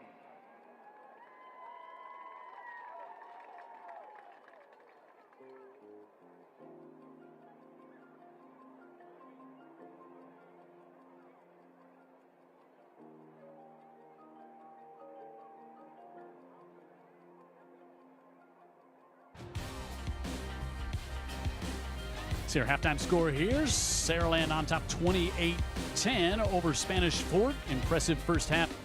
KJ Lacey, 3 touchdown passes, and Sante McWilliams with a touchdown pass there. And then Spanish Fort is really tough getting things going offensively. They rushed for 35 yards and passed for 32. That was all, but they able to get the touchdown and a field goal there. 28-10. The Spartans have the lead. The Toros will get it here in the second half. Let's take a look at what teams have coming up the rest of the way. It's hard to believe we're already a month into this season. Yeah, so you see what Spanish Fort has done there so far. Impressive win over Fairhope, but then that win over Theodore on the rainy night down there. Big win. That was an overtime win. And Saraland, and they got Murphy coming up, and they got their big Eastern Shore battle with Daphne, who is rolling over Foley tonight. And they got Blunt, Gulf Shores, they're open, McGill, Tulin, and St. Paul's. And that St. Paul's Spanish Fort game, that could really go a long way in determining playoff berth or playoff seeding. Yeah, right now you would have to say that our hosts tonight, Saraland, pretty good shape to win the title again here in the region. Sure looks like it. They're leading here at the half. But who finishes second and third, right? That's right. And so then McGill, Tulin, the Montgomery Catholic, who's just a powerhouse in their non-region week. Baldwin County, St. Paul's, Murphy, and Theodore. Then they're open the last week of the season as Saraland continues to look so impressive here tonight, especially on offense. And take a look at our region standings here in 6A Region 1. Of course, both these teams coming in undefeated on the year and undefeated in the region, and this not updated after last night. St. Paul's got the win last night as they're 3-0 in the region as well, and McGill Tulin got the win, I believe, as well. And so then you see kind of how it's going to shake out there. Shocking Theodore, they got a win last night, so Theodore picked up the win, so they've got a region win. They're 1-3 on the year, but you kind of see what's going to happen there. It's you just think looking at it, it's going to. Theodore's going to maybe get on a run. You got Gulf Shores. They've just played they played their toughest part of the schedule to start here. Yeah, you've got two teams. Now, Theodore does have the one win, but you've got these two teams that were projected to be pretty good. Yep. In fact, were really good last year. Gulf Shores was in 5A at that time, won the entire state. Yep. That's pretty good, right? Yep. Theodore's always good. And maybe we're a little surprised that Gulf Shores has gotten off to the shaky start, but when you look at who they played, correct, it starts to make a little more sense. Lost their quarterback. The injury to the quarterback in their first game. Yeah, so it's going to be bunched up. 4 of the 9 teams get into the playoffs, and you're going to have to earn it. And again, Theodore's got big matchups coming down the way, so it's going to be what it always is in 6A Region 1. That's going to be, and now you got Gulf Shores there in the middle of it as well. Halftime here, it is the top-ranked Spanish Fort Saraland Spartans leading Spanish Fort 28-10. Every week we get to talk about our Scholastic Athletes of the Week. Well, we don't. Dean Waite gets to do it, and we're really happy that he does. So let's find out who our Scholastic Athletes are this week here on Friday Night Rivals. The following segment is sponsored by Dr. Pepper.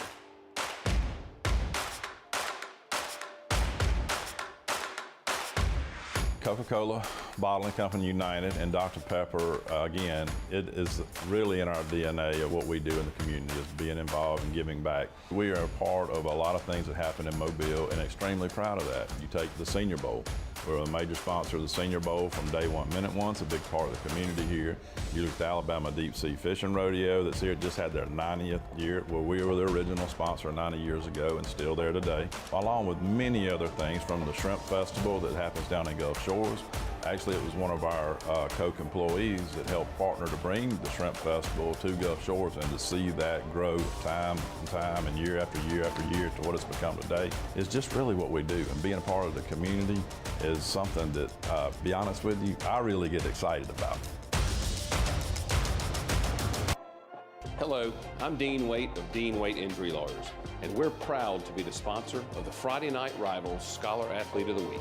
This week's Scholar Athletes are Olivia Ray of Saraland High School and Basha Charkovska of Spanish Fort High School. Athletically, Olivia is a 2-year varsity starter on the Spartan softball team. Last year, she held a .306 batting average, 10 doubles, 5 triples, 2 home runs, and 24 RBIs. In the classroom, she holds a 4.52 GPA and an ACT super score of 34, ranking her 7th in her class. Back on the field, Basha Charkovska is the captain of Spanish Fort's women's soccer team and is also part of the first Spanish Fort flag football team. She holds several records in her sport, including the 4th most assists in a game with 5 assists, the 7th most assists in a season with 40 assists, and the 7th most all-time assists with 76 assists. Basha has been ranked an all-star player and awarded the Coastal Player of the Year title. Academically, Basha holds an ACT score of 36, an SAT score of 1470, and a PSAT score of 1500. She also holds the distinction of being an AP Scholar, as well as a National Merit semifinalist. Congratulations, Olivia Ray and Basha Charkovska. The Friday Night Rivals Scholar Athlete is sponsored by Dean Waite Injury Lawyers. The best Thursday Night Lights and Friday Night Rivals highlights from across the country. Edie going for it all, has a man out there. Catch is made, touchdown.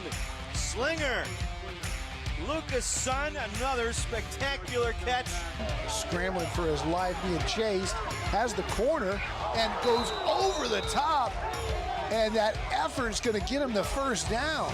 Well done, young man. Here's Clear going deep down the near sideline. Amari Jackson, did he haul it in? It looks like he did. That was tremendous. Lights, camera, action, Jackson. First down and goal. And the toss. Buttery makes one man miss, shakes off the tackle from left. He is still going. Buttery across the goal line. He is in for the touchdown. Pitch and go. Looking for Fry. Leaping grab. Touchdown, Hartford. Nice. If they don't complete this pass. So, Noah Legg. You better make it. You better make it. He gets all the way did. for the He's touchdown. in the end zone. Noah Legg, 10 yards for the Conway touchdown with just 23 seconds left on the clock.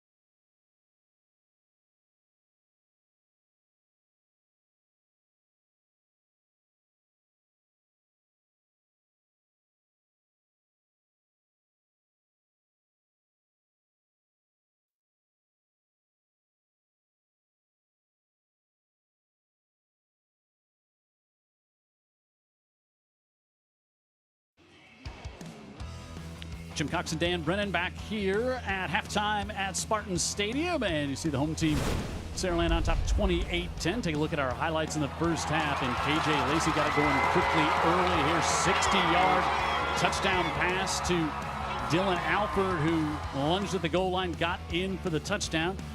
And then this was right after the rain started, and Saraland got a stop, got the ball back, and then it was dropped by Lacey, recovered by the Toros, led to a Cam Light field goal, got them on the board. And then watch this thing of beauty here. Just drops it right in the bucket. Second touchdown pass from Lacey to Dylan Alford. And how about a hat trick? There we go, back to the end zone. Third touchdown pass between those two. And then the Toros cap off a long drive. E.J. King bulls in for the touchdown with a couple minutes left. And Saraland took it right down the field again. And this time it's Sante McWilliams for the touchdown. And for the 5 possessions they score on, and you look at those offensive numbers, 221 yards in the first half, 3 for 3 on fourth down. But look at 68 total yards they held, and that was with a drive almost 6 minutes that Saraland had, Spanish Fort had. It was kind of a hiccup-filled drive with penalties both ways, but they were able to knock it in for the score. That was a big touchdown, made it 21-10 at the time. Yep. So there's our halftime stats, and kick here to the near side, and Nemo Hickson takes it, and Hickson out to about the 32 before Damon Williams will bring him down and bring out the offense in. Hey, my wife was texted in. She said the great job on the interviews that you did, and she said, I never thought I would meet someone who loves sparkles more than Jim Cox and Dan Brennan, but Cora certainly that was so does. Sweet. Absolutely. But my wife was serious. She was like, that was a great halftime interview on inclusivity. So yeah, for one, I wasn't banking on that, but will you read through those texts to see if she said anything about me in the first half? Yeah, I'm just going to decline and say probably not. We've got a game to do. Maybe you need to impress her here in the second half. Okay, we'll see what the Toros can do on this opening drive here. Schamberger gives it off to Sawyer Wilson, and he's not going to get back to the line of scrimmage. Just so tough there in the middle to get through Antonio Coleman. Wilson wasn't really able to get on track in that first half, and he's a guy that can really get that thing, let that offense go. And is Coleman cramping up again there? He's trying to stay in. Yeah, Wilson's got 3 yards on 3 carries at this point. Yeah, that's not how his nights usually go. 900 yards last year, right? Yep, 8 touchdowns. So they lose one on first down. And Schamberger, play clock down to 2, gets it off. Looks near side. Good pitch and catch here to Hickson. And Nemo Hickson, how strong is he across midfield? And he's going to have a Roof Doctors first down to the 48. What a high school football player he is. So, and you know, you look at him, he's only 5'7", but he's 180. And watch the strength here. As it looks like it's like, okay, they're going to just get him wrapped up, and he's like, no, I'm just going to drag a couple defenders. Just love him. Into Spartan territory at the 49.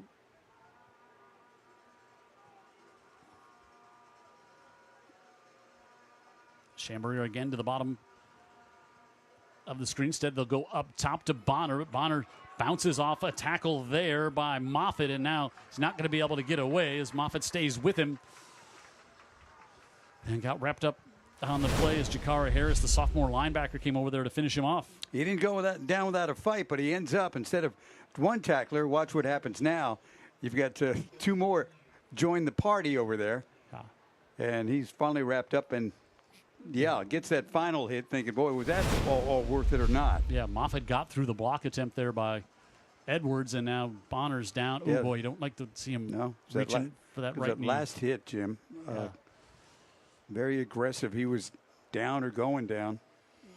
All right, so they'll tend to Bonner, and we'll take a break early in the third here on Friday Night Rivals.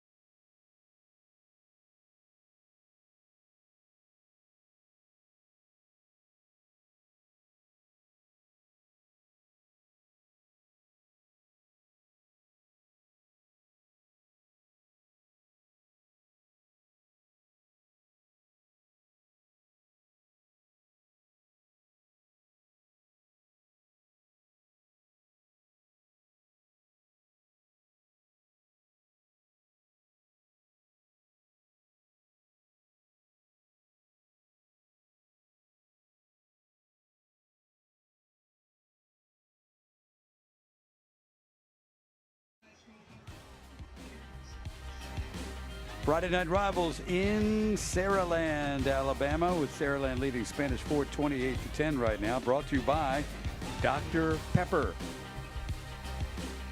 Friday Night Rivals also brought to you by the Mobile County Sheriff's Department. Sheriff Paul Birch, of course.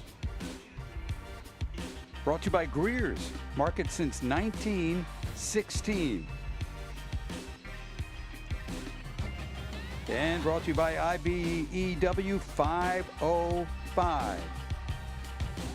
So early in the third, and Bonner got up and able to get off, and hopefully he's going to be okay. Doesn't look like he's limping much over there. You hope it was just a hard hit and no damage done. No, he looks a lot better than I'd probably thought we were going to see after that hit. Yeah, big, strong kid, though. That certainly helps.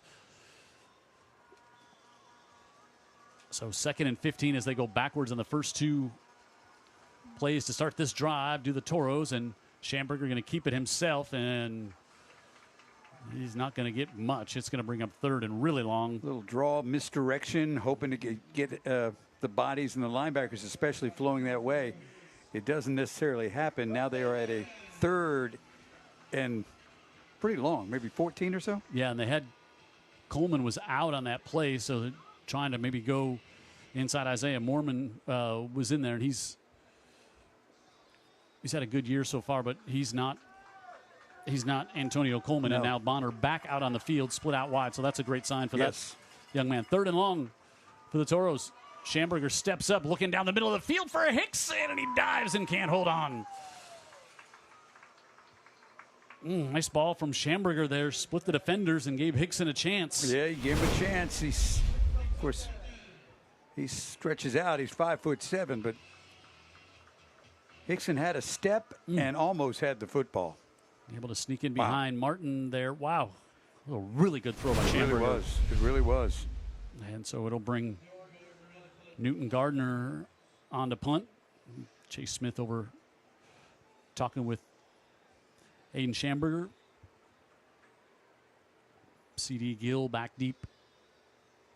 And now the snap goes over Gardner's head, and he goes all the way back to the 25 and has it blocked. Ball is loose. Bounding to the near side and picked up by Spanish Fort inside the 10. Able to get on the loose ball, Jackson Roberts. And that was all kind of bad for the Toros. Not sure if they're going to try to run some type of fake here. Did you see how King was coming out of the backfield there, and the snap was so high? And Houston Owens, the one who blocks it. Roberts picks it up, gets pulled down from behind by King. Well, if you're a Spanish Fort fan, look away. About 4 different bad things happened in one play right there. Yeah, and Gardner 6'3", the punter, and after the second special teams turnover tonight, back in the Dr. Pepper maroon zone at 1st and goal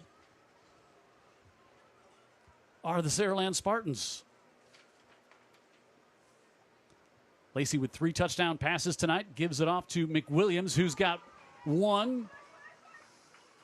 And he's down to the 1. Wow, that was awful. It was just an awful breakdown for the Toros. You're right, though. I don't know what if they were trying something cute there, and maybe the snapper got a little worked up because it was a bigger play than just a punt, maybe. Yeah, and 4th and 15, 14, it was long way. Right back to McWilliams on the right side, and now he comes into the middle, and he's got his 2nd touchdown of the night. 5 on the season for Sante McWilliams. 41 in his career here at Saraland for the senior. Think about that. Running back. 41 touchdowns. And he's playing with a quarterback who's got to 94 touchdowns. Yeah, those are all facts. So another A&S Calvert touchdown. A&S Calvert, innovations in steel, strengthened by people now hiring at AMSCalvertjobs.com. And Saraland takes advantage of the special teams turnover, and watch this here. It just kind of looks, as you watch, King is kind of the up man. He's running back. Looks like he kind of starts to fade out to the right. and the snap, and it was high, and then Houston Owens with the block. Jackson Roberts picks it up. King, good hustle to bring it down to 5, and then Sante McWilliams runs through an arm tackle, and he is in. And Saraland on top 35-10 here on Friday Night Rivals.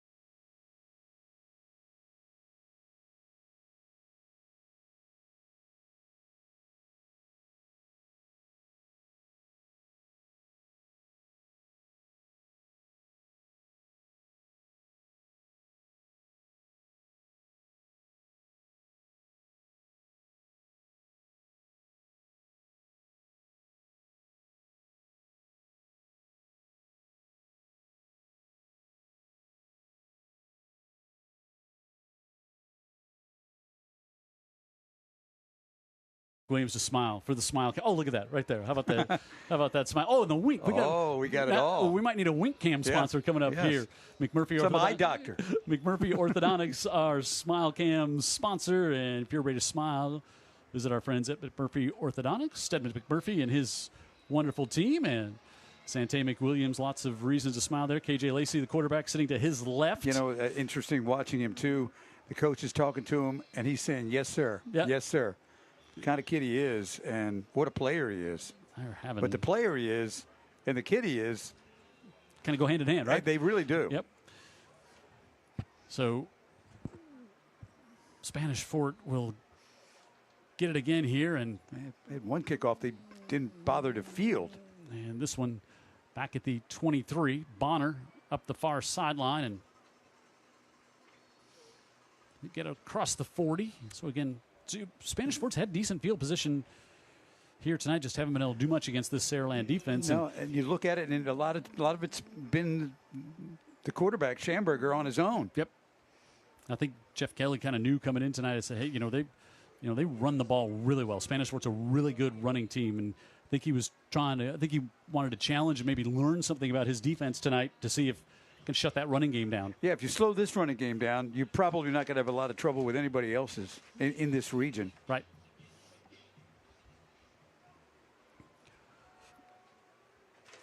So Schamberger, the junior quarterback, give on the far side, and now here is Sawyer Wilson, and Wilson all the way up to the 35-yard line. That's the exact play he made as a sophomore, and I believe he went all the way.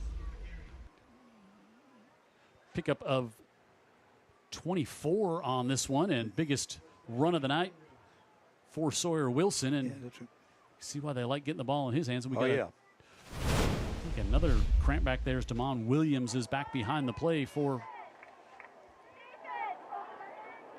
Sarah. Yeah, that toe pointed up, kind of a duck walk, tells you he's working on a cramp there.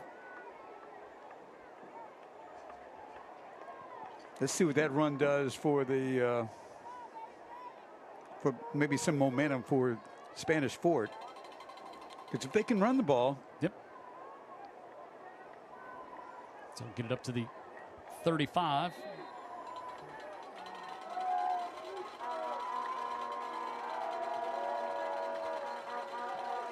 And Schamberger, again, right back to Wilson, cuts it back on the left side, and he's going to work it down the sideline. He's going to pick up another Roof Doctors first down. Yeah, finding something here with Wilson, senior running back. And how about the play calling there? You see your right end come out limping off the field with cramps, run right at the replacement over on that side. Yep.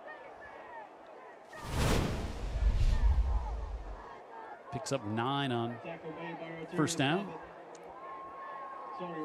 He is tough to bring down at about 185 pounds. I think they've got one returner on this offensive line, and that would be the center. Otherwise, a bunch of new faces up there, but they're starting to get some push here in the second half. And now we see King.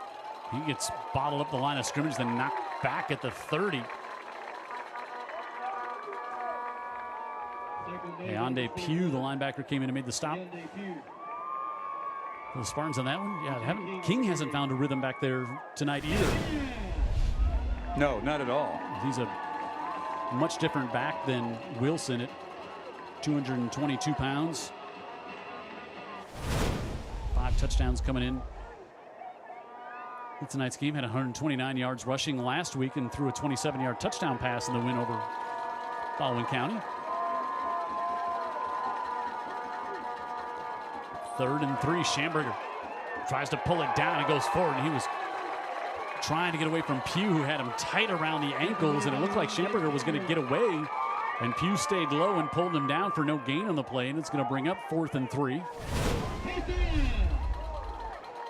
Like I said, seems they're very comfortable with the ball in his hand. He was trying to get rid of it, though. And then you would be kind of right on the edge of the field goal here, but you're down 35-10. Field goal doesn't do you a whole lot. You've got to try to get a touchdown. Plus, if you get a first down, you keep the ball. And when you keep the ball, they don't have it, quite simply. Is Chase Smith going to let this one run all the way down and then take a timeout? Looks like that's what he's going to do. So lets it all the way down and takes the timeout. It's 6.5 to go here in the 3rd, so we'll take it with them. 4th down coming up for the Toros. Saraland on top here at home on Friday Night Rivals.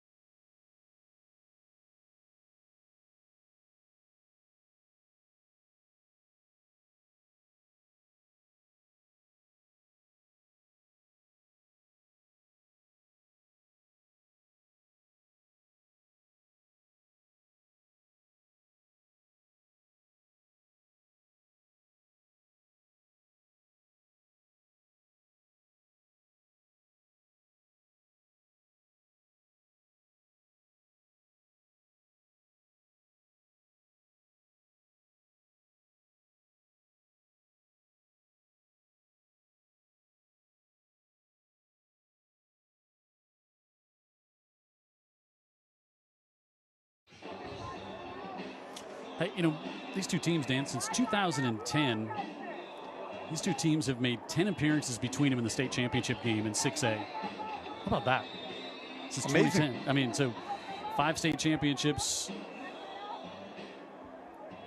for Spanish Fort. So 4 state championships. Yeah, Spanish Fort 4 and 2. Saraland has been there 4 times, 1 and 3.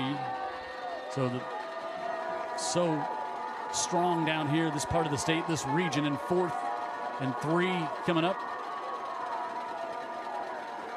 Strong to the left side, and Schamberger fades out. They got a flag wide open, able to get it complete up the far side, and walking in for the touchdown is Jacob Lemoyne, but this is coming back. Called the touchdown, called the right play out of the timeout, and Lemoyne was wide open. And the holding call. See if it's maybe Ryan Perry, the center. 64, let's see here. Oh, yeah, just pulled Coleman down. Yep. Oh, but even, Offense. you know, 10-yard penalty. Lemoyne was so wide open over there, and that's. Yeah, look at Lemoyne. Yeah, you're Jay Smith. You're like, we called the timeout because we knew this is the play we wanted to run, and now not only that, now you have to punt. Takes the touchdown off the board, and it wasn't like that wasn't a questionable holding call. I mean, you just two-hand grab Coleman down. No, when he sees it, he'll realize it. But you just had a play earlier in this game with a wide open. Saraland did the same thing. Found somebody wide open on 4th down. Remember that? Yep. And Newton Gardner. Same kind of play. On to punt, and low angles this one. Down, we'll see where the near side official stops at the 14. That's where Saraland will get it. You know, so we talk about some of the maybe uncharacteristic mistakes you've seen out of a Spanish Fort team tonight. I think part of that is just That's what Saraland does to teams, Yeah, right? You're playing Saraland, and you're probably a little tighter than normal. Right, you would probably not see a lot of these penalties and problems that Spanish Fort has displayed tonight because of the opponent. Lacey will come back out here at the halfway point in the third. And how about like the overall game presentation they do here at? Oh, the game presentation is remarkable. Lights, music, everything. Lacey, that one tipped as he tried to fire that over the middle, and I think that might have been Isaiah Woodall who got a hand on it. Not many miscues for Lacey tonight. No, when he does misfire, it's like jarring. You're like, hey, what would happen? Really interesting when he came out, Jim, too. He walks out on the field, and right away, he is looking at Spanish Fort's defense all the way before he's processing everything, and he's realizing where his guys are going to be. He's ahead of the game. Alford in motion. Gets it on the swing pass here and makes a move at the 15. And good open field tackle there by the Toros. I think that was Woodall out there again on the stop. It was a good stop by the Toros. Brings up third down. Yeah, Jeff Kelly has said he said the amount that we put on KJ pre-snap is just, he said, I've never been able to do it with any other quarterback. And he said, it's just people don't know what all he is doing there pre-snap to make sure he's got us in the right play, protection, everything else. Yeah, it was remarkable just watching his face as he wasn't wasting any time. He was watching Spanish Fort's defense, prepping himself for that play. 3rd and 7. Now Lacey going to probably have whistle. Maybe a 3rd and smidge more. 12, yeah. Prior to the snap, false start. Yep, so offense. It's 5 yards, third down. Lacey, he can scramble and run, but when he pulls it down, he certainly always keeps his eyes downfield and would like to throw out of that off-script play, as they call it. Saraland hasn't run it a bunch tonight. They've been more out of the passing game with 180 yards, 14 for 20. They've run it for 50 yards, pretty modest by their standards. So many short fields have really taken away a little of that as well. And now Lacey going to be hit and drop back at the 4. Is good pressure coming in. Oh, and Lacey, Lacey a little slow to get up there. And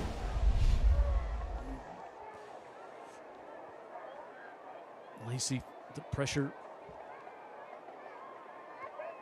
coming in. Ooh. That was Trent Sellers, and Sellers 6'7", 237, and Lacey hobbling. And oh boy. And Saraland, a collective holding of breath for the city here after the gasp. And Evans with his first punt tonight, and Nemo Hickson takes it at the 40, and Hickson has some room, and the speedster makes a move at the 20, and flag on the play. Brought down, but a flag thrown in the middle of the field, and usually means it's going to come back.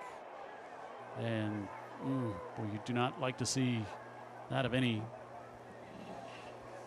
young man, especially a young man with a future as bright as his.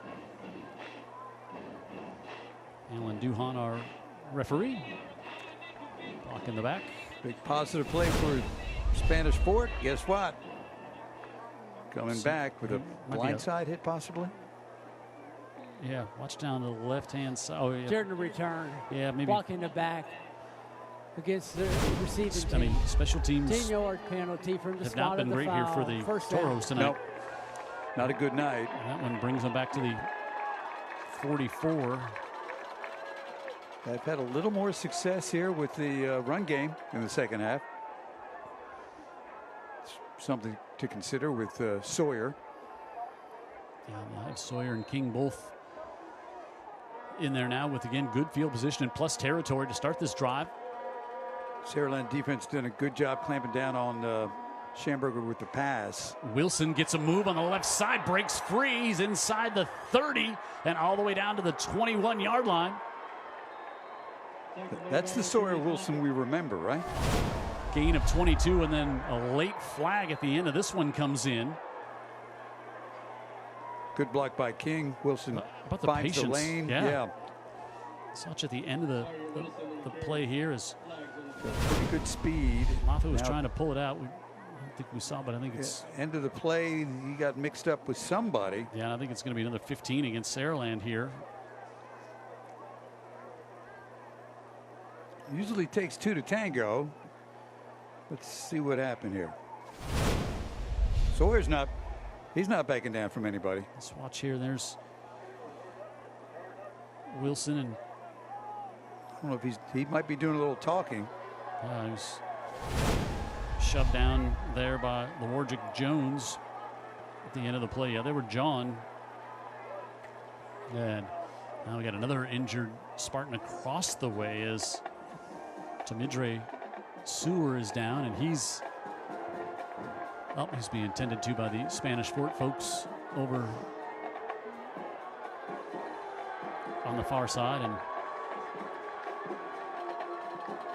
the tempers are kind of heating up here. Yeah, Jeff Kelly's looking back like there's something going on behind him. That would be the Spanish Fort bench. Yeah, it looked like Spanish Fort was kind of keeping one of their players, moving one of their players away from Sewer while he was down. I mean, this has been a rivalry, but it's never lacked intensity between these two schools. That's for sure. You could say that again and again and again. Well, Saraland 5-8 all time against Spanish Fort, but they've won 3 in a row. And we'll talk about the last time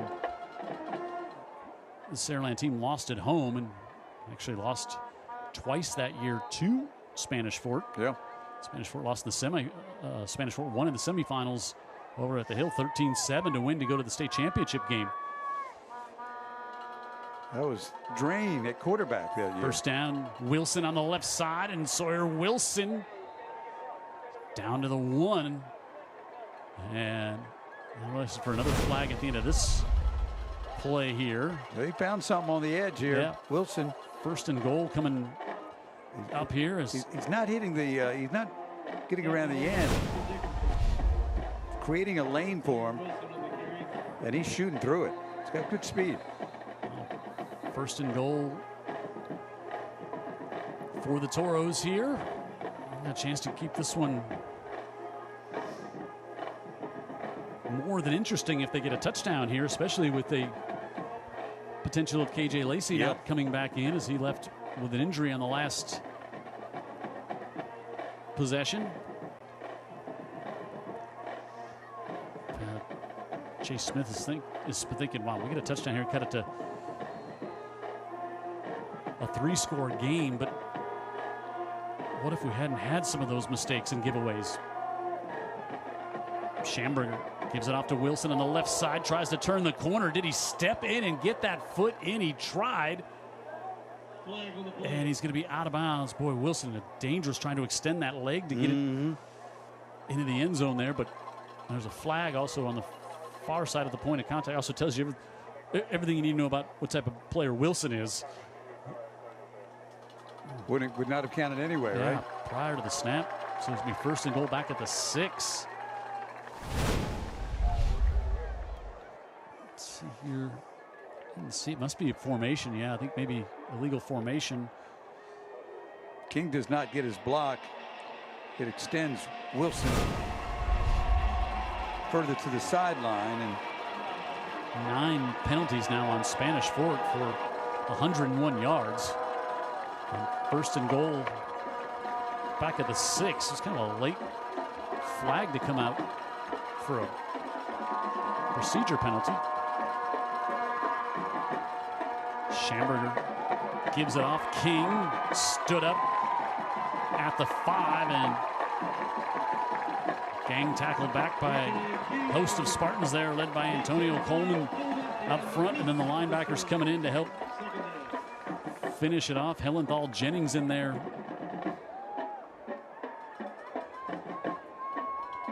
They really take it up a notch when Coleman's well enough to be in there. He's been cramping up tonight. Several players have, especially for Saraland tonight. Second and goal. Both backs in there, King and Wilson. Schamberger likes to call his own number. Gives it off to King, trying to stretch it wide, and King is dropped for a loss. Antonio Coleman, the Auburn commit. Oh, it was Auburn, Alabama. Now back to Auburn commit. Makes a stop on that one. You can see just the game record that he can be. Yep, more penetration from Coleman. King going wide, not always his forte. Yeah, 222. He's a north-south guy. Has good speed, but drops back there. And again, you look at this drive. They had first and goal at the 1. Yep. And Coleman continues to be a force inside here. 3rd and goal. Schamberger pulls it down. Schamberger stops short. Wow, looked like he was going to get in and kind of tripped, and he's back down to the 1 where this drive started. Well, back to the 1 again. Now you're going to have to do it on 4th down, but at least you got a makeable shot. The question is, what is the call here? Pugh gets him. See if he just kind of trips. Yeah, he kind of, I guess he got tripped up back there. Yeah, and he's closer to the 2.5. I don't know where they're going to place it. Yeah, about the 2. So 4th and goal with a minute and a half to go here. You've got Trent now playing. Going to go Wildcat here, right back to King on the right side, and King pushes forward with a big frame, and he's in for a Toro touchdown. That's it. The fact that Coleman, a.k.a. Shrek, is it's in the middle of that defense, it makes you wonder what to do, but they went right at him. Yep. Went right at him. They just figured if he's going to penetrate, he might take himself out of the play. Amanis Calvert, touchdown. Amanis Calvert, innovations in steel, strengthened by people now hiring at AmanisCalvertJobs.com. And on the right side there, good job. Sawyer Wilson doing a good job on the lead block. They did a good job on the left side, too. Really good blocking in a clutch spot for Spanish Fort. And Cam Lytle here to try to cut it now to just a 2-score. Cam Little's kick is good. Still, it's got it to a 3-score game at 35-17. Watch the blocking, guys. I mean, all across. It's excellent. He might have had an easier time on the left side, to be honest with you. Yeah, there was a whole lot of open space. They collapse everything. Look on the left side. They do a number. They block down, block down, block down. And he's in. So 35-17, and another touchdown for E.J. King on the year. And now this will be interesting to see what Jeff Kelly does at quarterback. If KJ Lacey is able to continue or not. Well, the touchdown changes a lot of things too, right? Absolutely, yeah. If you're up 35-10 at the end of the 3rd, you're feeling you can sit him anyway. Yeah. Saraland will get this kick here as Spanish Fort hangs around.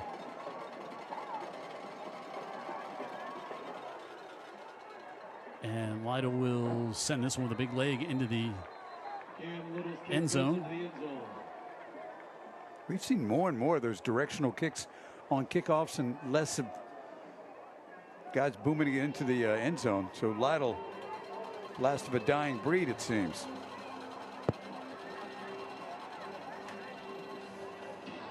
Saw big John Walters over there on the offensive line.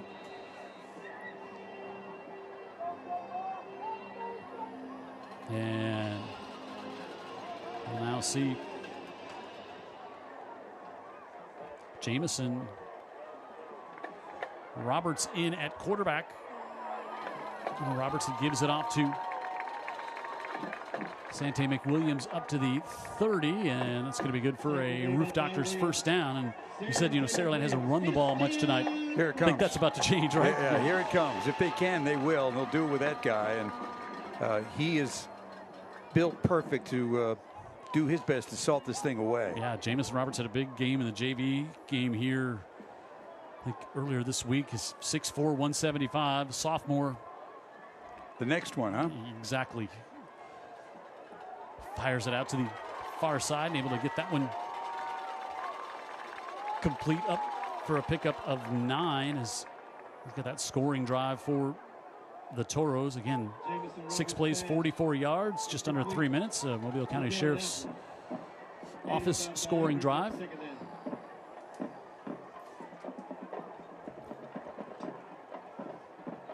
And Roberts, you can see he certainly looks the part at 6'4" and big arm, and saw it there in the pickup of 9 on first down, and that'll bring us to the end of quarter number 3. And Saraland on top, 35-7. Special teams miscue early. Touchdown for Sante McWilliams, the second of the night, but then back came the Toros. King finished off a 3-minute drive with a score. It's 35-17. Head to the fourth.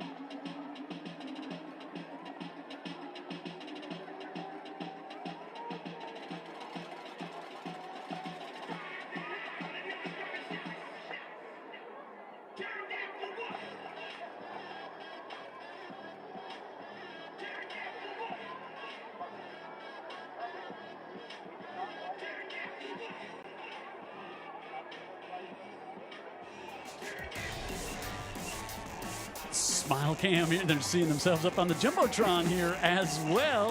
Saraland student body right below us. The Smile Cam brought to you by Stedman McMurphy Orthodontics. Great friend Dr. Stedman and his wonderful team. Help you with a pretty smile as well. Ready to start the fourth. Jim Cox, Dan Brennan here on Friday Night Rivals, in this Saraland team whose offense only had the ball for 2 plays in that third quarter. And one of them, they lost KJ Lacey. Tackle made by Trent Sellers.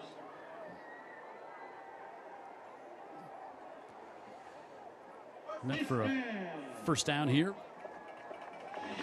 And Sante McWilliams there, and you would certainly expect a healthy dose of that young man here in the fourth for the Spartans. I'll tell you who's picked it up running wise is Sawyer Wilson. He had over 62 yards rushing in the third quarter alone on just about 4 carries. Roberts throws out, has that one batted down as Isaiah Woodall knocked that one down, and Woodall at 6'2", 210 used the big frame here, and Roberts was trying to sidearm this one around, and not a chance. Yeah, I think you feel a glimmer of hope right now for Spanish Fort if you're on that sideline. For sure. I'm sure you get a stop here and get the ball back. As you look at Woodall, who came in tonight's game, their second leading tackler, and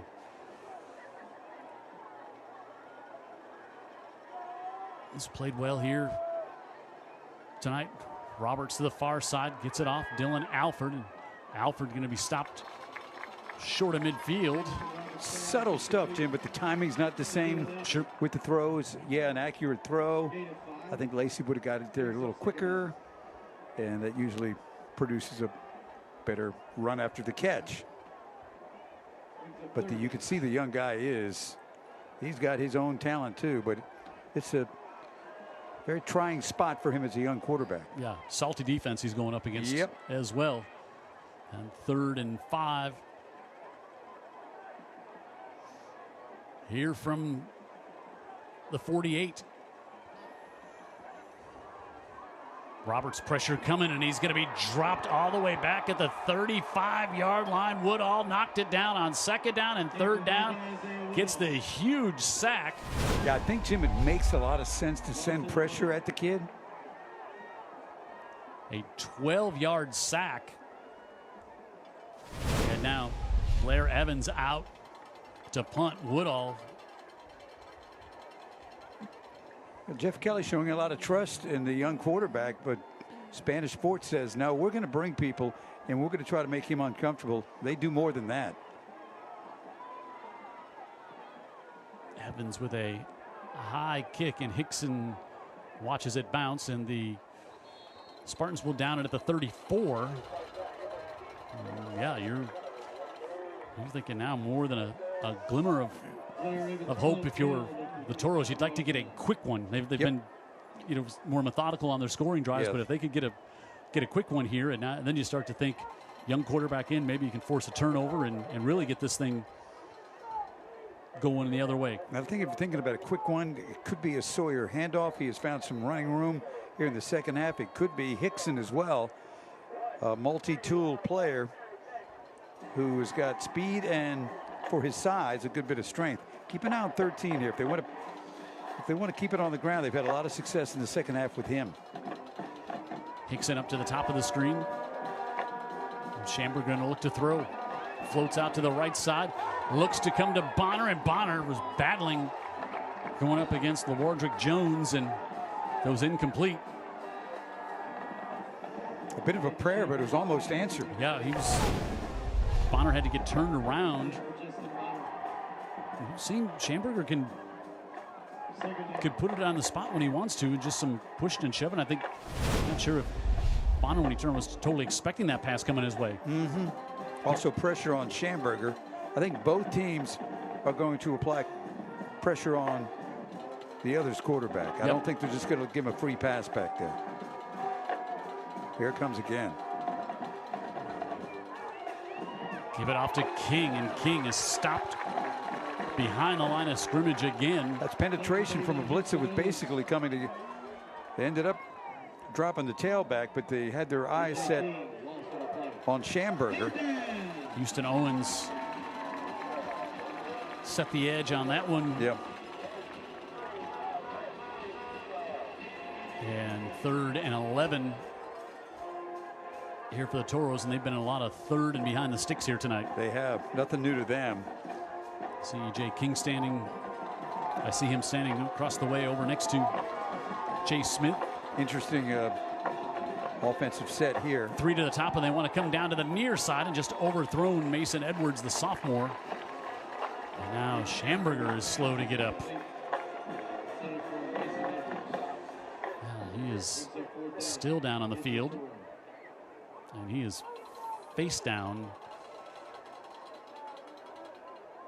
Yeah, this is what I was talking about, Jim. If they can, they're going to apply pressure here. And now you've got a couple of quarterbacks injured. So they'll tend to Aiden Schamberger, and that'll allow us to take a break here. Just under 9 to go in the 4th. 35-17, Saraland on top.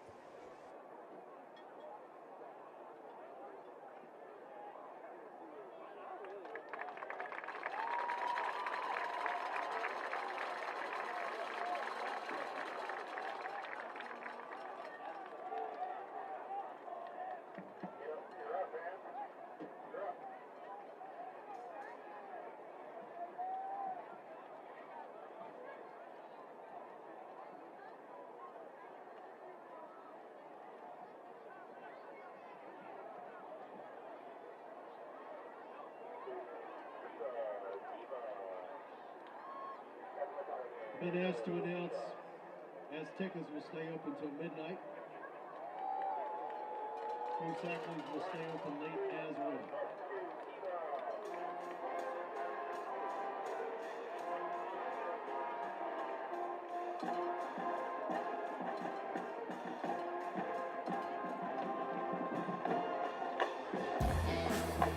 Friday Night Rivals tonight in a, I guess, just briefly drenched Saraland. Yeah, first quarter.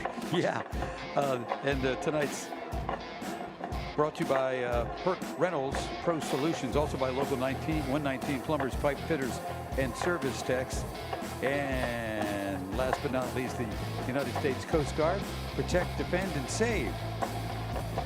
So Gulf Shores, a big 6A Region 1 win tonight, 28-10. They beat McGill. Gulf Shores back in the win column to start the season is a rugby-style kick that is a low-line drive just over the second baseman's head and out of bounds there. Colin Wilson, the good running back for Gulf Shores, 200 yards rushing. And Gulf Shores goes to Blunt next week, and so now you start to see maybe Gulf Shores getting a little momentum in the 6A. Right. Getting better and better. They're 1-3 now. The Blunt game, I think you would look at them as a favorite in that game. So put it at the 30, and they're not only a good team, they were a good program. The press packet that we were sent before that game was college level, wasn't it? Yeah, we were treated so well down at Gulf Shores. We're back there twice more this year, and Roberts gives this one off to Sante McWilliams, and Sante, and now we get some pushing behind the play. McWilliams.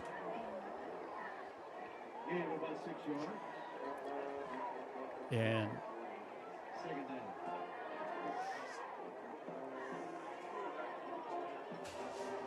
so Jamison Roberts back in here at quarterback, replacing KJ Lacey, who left in the third quarter. Don't want to speculate at all. It's definitely a lower leg injury, looked like, or a leg injury of some sort, and he's not been back in. He's been extremely durable in his career here. And Williams to the 46. He'll get 4, and he'll bring up third and short. Getting kind of a golf clap here at Saraland with the approval of McWilliams taking some of the pressure off the quarterback. He did that as a sophomore. Yeah, going to be good for the first. Yep.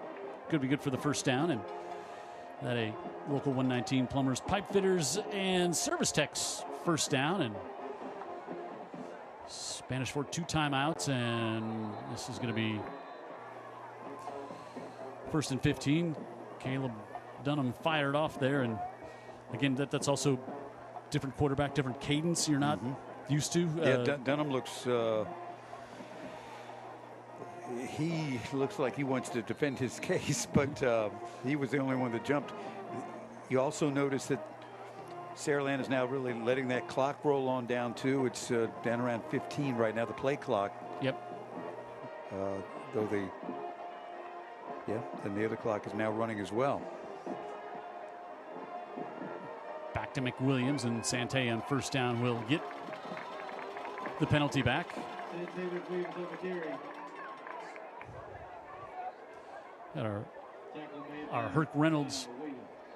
Oh, we got Jason. Look at Jason Welch up there in our Herc Reynolds eye in the sky scissor lift down there in the north end zone. Jason does it all. Yeah, he does. Great member of our team. As long as we've been doing games here on UTV 44, Jason been a big part of it, and always good little. We had a fun little pregame chat with him. Oh yeah. Before the game tonight, and talking a little biz. Yeah, our eye in the skies, telling some old TV stories. Ours were not nearly as interesting as his. Near side, Dylan Alford with the catch, and Alford up to the 48. He'll bring up third down here for Spartans. Kelly Finley tuning in, watching the game here tonight.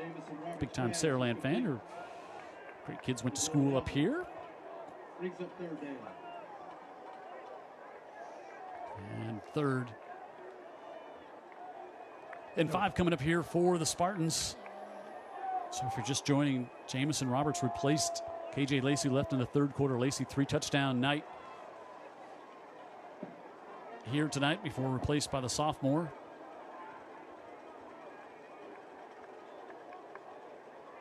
And Jeff Kelly going to let this one run all the way down to the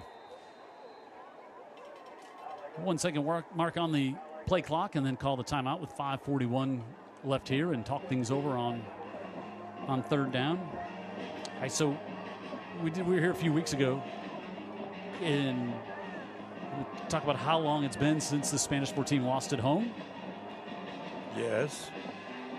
3 years, 11 months, and 3 days. That's 1,434 days, 206 weeks, 47 months. Who did all this? It was Spanish Fort who beat him back. Who did the math? On October, there's a little website you can go to. How long ago was October 2nd, 2020? So player of the game. Let's look here. Is our player of the game Dylan Alford tonight, our Dr. Pepper player of the game. And this is just what he's done so far. There's still 5:41 left. 3 touchdowns in the first half.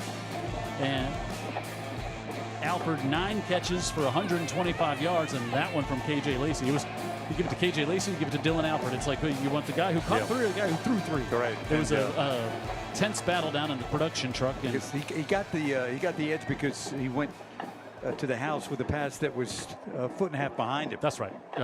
Bailed out his quarterback on that one. He did right? on that one. So Dylan Alford, our Dr. Pepper player of the game, and 3rd and 5 here for Saraland, trying to extend this drive. Pressure coming. Roberts fires over the middle, and here's Dylan Alford adding to those gaudy totals. Still on his feet. Is he going to add a 4? And his first from Roberts inside the 5. 47 yards. Olka 119, first down, a Dr. Pepper Maroon zone, and watch the young man deliver it to the Ole Miss commit. Yep. What a rifle. Rifle right on the hands, and then it's the yards after contact, and then the speed. My word. Finally pulled down at the 3. If you had some misconceptions that Dylan Alford is an okay player, but he's not that fast, well, you're wrong. 46 officially. Sante McWilliams looking for number 3 on the night, and he's got it. Sante McWilliams, big night here. Ooh, give him the player of the game with 5 minutes to go. You never know. Could have been a contested vote down there. Maybe. A&S Calvert touchdown. A&S Calvert innovations in steel, strengthened by people now hiring at AMSCalvertjobs.com. I look at it the other way, though. I mean, he made the big play to get him down there, and simultaneously he's being awarded the player of the game. And Singleton stays perfect. Boy, Alfred's really good. Heading to Oxford, and that one just feels like Saraland just took control back of this game. How about the drive executed by the sophomore quarterback? Yep, and made the big throw over the middle on 3rd down to keep that drive alive, and more 3rd down, and kept more than alive, has got it to a 1st and goal situation. And Roberts, that thing was a rope that he fired it off to Dylan Alford there. Yeah, we're saying the last time Saraland lost at home went all the way back to 2020. Spanish Fort beat them here 24-21. Then so that meant if they had a rematch in the playoffs, it was going to be on the Hill. It was in the semis, and then Spanish Fort won that game 13-7. And all smiles there for Sante McWilliams, Dylan Alford, young Jamison Roberts. Mm-hmm. What a night. It's like they know the smile cam is coming, right? Now, they're not watching like us on TV or well, themselves. They might be, because we have it up on the big screen here. On the big screen, but they were looking at the video board. Oh, well, maybe they got the video board. Maybe we've hijacked that feed as well. Pushing and shoving at the end of that play. That was nothing egregious. That was just a couple of guys going at the end of a play. The Jumbotron here at Saraland, I mean, it's enormous. Like, you may think that your school has got a Jumbotron. I mean, but until you come here and see this one. I mean, there's colleges that are like, have you seen the Jumbotron at Saraland? I mean, it is, it's just, and it's hard to, that gives you a better perspective. I mean, that's, it's about 10 yards in from the far piling all the way over I mean, it's as big as there is in the state, except for probably 2 places. Yeah, that's right? about right. Well, the South's got a big one too. Yeah. Hancock Whitney. All right, so now we'll get a change at quarterback here for Spanish Fort as Christian Seeger, the sophomore, will come in and give it off on the right side. I think this is now, we hope that Aiden Schamberger is all right. He went out on the last drive on a 3rd down play, and so the sophomore Seeger comes in, a good-looking prospect, 6'2", 175. And now you're Spanish Fort, and you're kind of thinking, all right, let's get our young quarterback some experience. Let's get out of here with maybe not any more injuries. It's been a physical game, and give inside, and Antonio Coleman upends King, and Coleman has just been a wrecking ball on the inside there. Yeah, and he's night with all these cramps. Yeah, he's down at the end of the plays. It's a odd. You just don't see cramps in week 4 this season. It's usually more of a week 1, week 2 thing.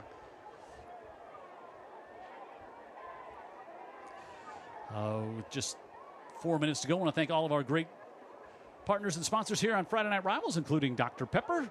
They're giving out a championship belt after this one, and Mobile County Sheriff's Department, Greer's, IBEW 505, Dean Waite Injury Attorneys, McMurphy Orthodontics, Roof Doctors, Local 119, Plumbers, Pipe Fitters, and Service Techs, Herc Reynolds, United States Coast Guard, and AM&S Calvert. Great partners to bring you Friday Night Rivals every Friday night. We'll almost be halfway next week, a month into the season. Like you were saying, the pregame, we're down the field talking with Chase Smith. It's like he was saying, he's like, I can't believe it's week 4. Yeah. And you were like, hey, you wait all summer for it to get here, and then it gets here, and it's like, here we go. You wait all spring and summer, and then suddenly, once it kicks in, it does kind of rush by.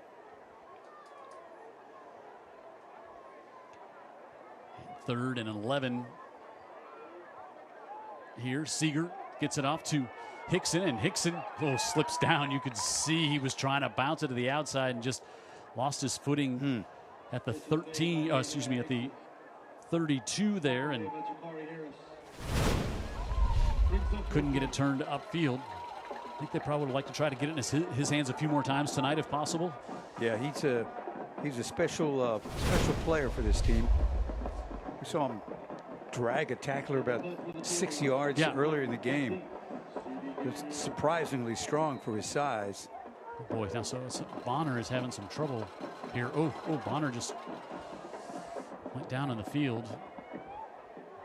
Just his teammates were helping. I didn't see anything happen to him at the play.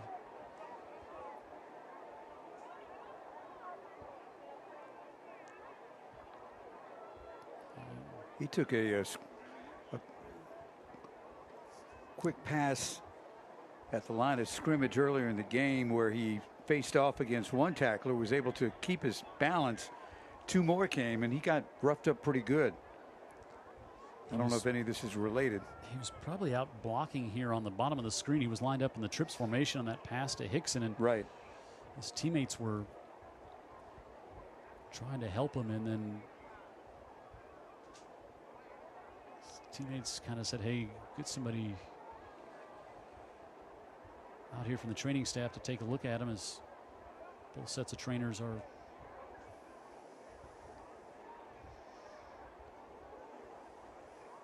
out there. So we'll take a break, and hopefully we'll see Justin Bonner hop up while we're in a timeout here from Saraland.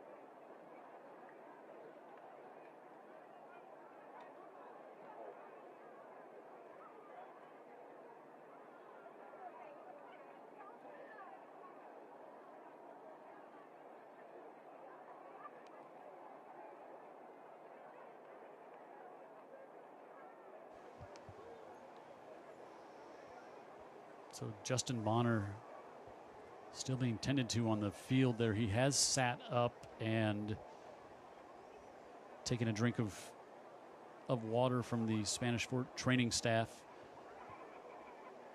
And I think they're going to try to get him up here. So that is a good. Good to see that young man up. Good sign. You just didn't see what happened to him in What did you think happened, Jim? Yeah, I don't know. Like, it just seemed like as he was walking off, his teammates kind of helped him to keep from. And again, you don't want to speculate or anything. I just if he was kind of maybe staggering like a bit, or it doesn't look like a leg injury there the way he came off, and his teammates were kind of helping him there, and certainly they always take lots of precaution, but just down for so long. Yeah, was concerning. Yeah, and I think a lot of times too, you fair catch by C.D. Gill there. You forget we're looking at 15, 16, 17-year-old kids, and also sometimes you could just be really scared because you don't know what's going on. So I think we were both scared. Yeah, I think the stadium was scared. For sure. It was he was down for a long time, but both these teams have great training staffs, and now you know what to do, and both coaches I think exchanged some words out there in a good way. Right. Out as Bonner was down, and the idea now is let's get this one over with, and nobody else hurt if we can. So Roberts will stay at quarterback, and some new jerseys in there for Saraland as Branham, I believe, is the ball carrier in there now. Yep, Roan Branham, and actually we will see a third quarterback as Gage Weaver will come in at quarterback here, and you would think to just almost exclusively hand off here as Weaver, the senior quarterback, 6'1", 190 pounds, and see Saraland just using all of the play clock. Mm-hmm. And what a crowd here tonight! Huge, filled up both sides. And nowhere to go on. And this one, Kendall Beatty comes in, and he's driven back, and he'll bring up third and long. So this one will get it down to snap it with about 1:05 to go, and then so probably have to punt one time to end this one.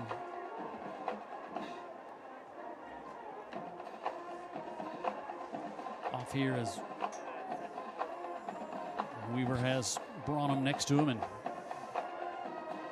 gives it to him, and Branham trying to get to the outside as a flag back at the 20, so that'll stop the clock.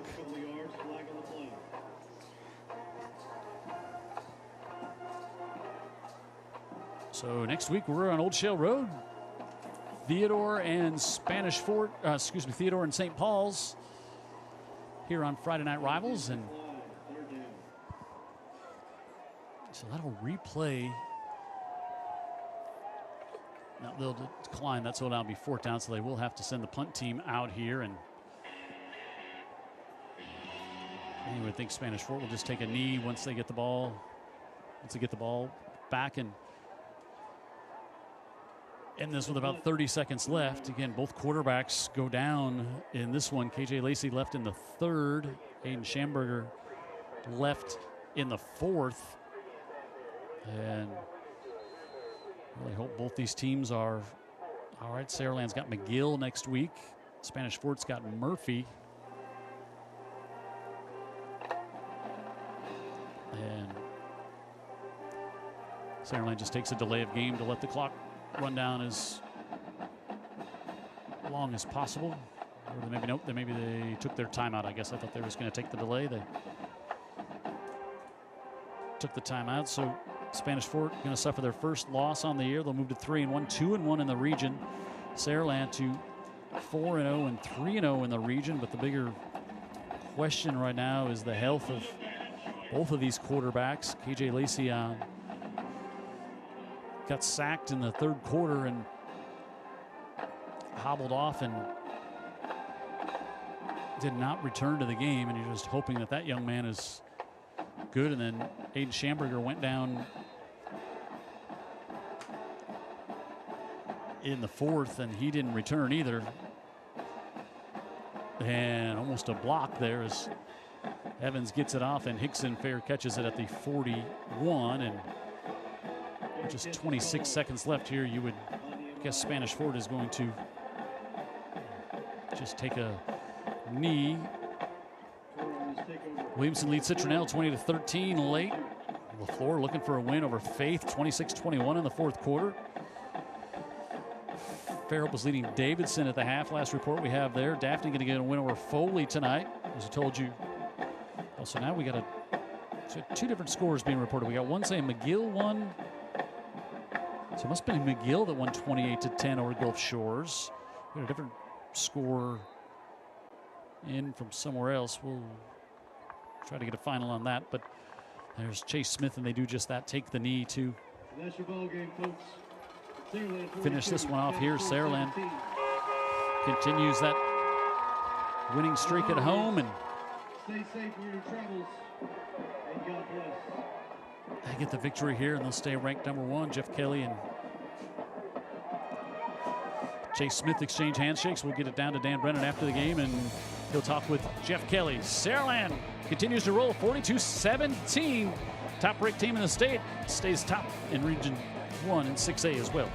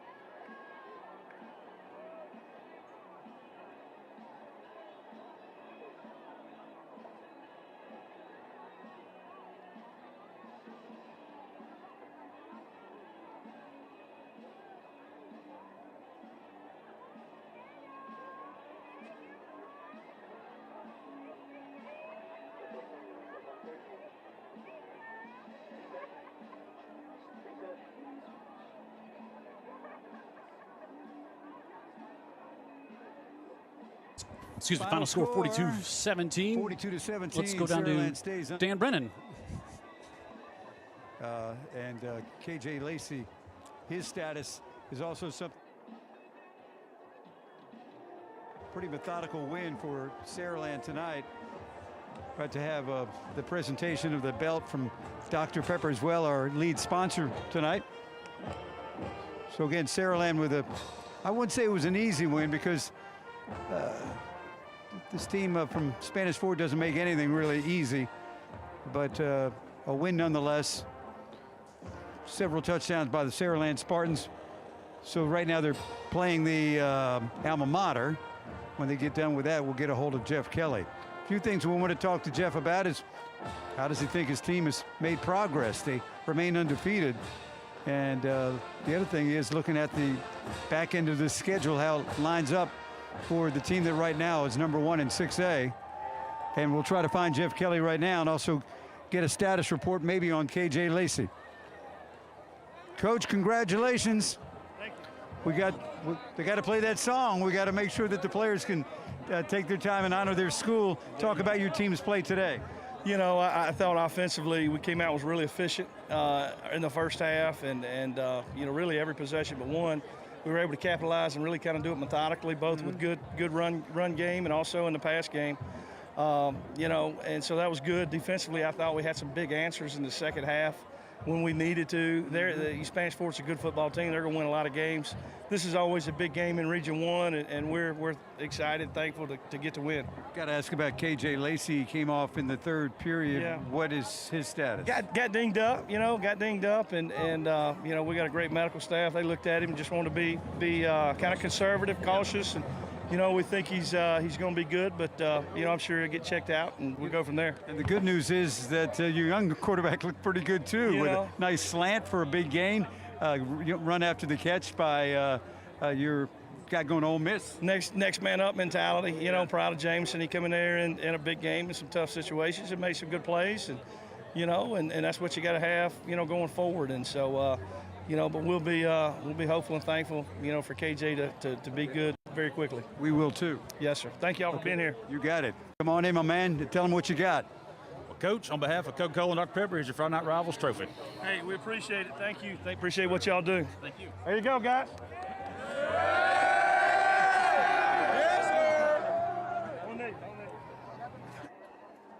They're going to have to build a wardrobe closet here at Spanish Fort or at Saraland for the 3 belts they've picked up here on Friday Night Rivals. They've won each one of their contests, and next week we will head to Old Shell Road for another 6A Region 1 matchup. You got Theodore trying to climb back into the playoff race, and you've got St. Paul's trying to stay perfect in the region. Perfect is what Saraland did tonight.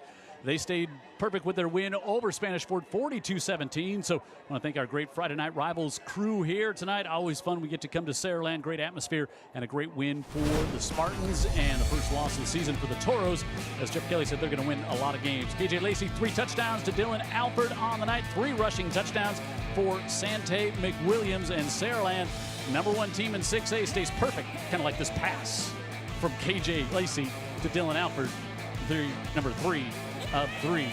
Toros got one from EJ King, but not enough. Saraland rolls on 42-17 for Dan Brennan down on the field. Sam Day, our great crew here on Friday Night Rivals. Vince Early back in the truck. I'm Jim Cox saying so long here from Saraland, where Sparty stays perfect on the season.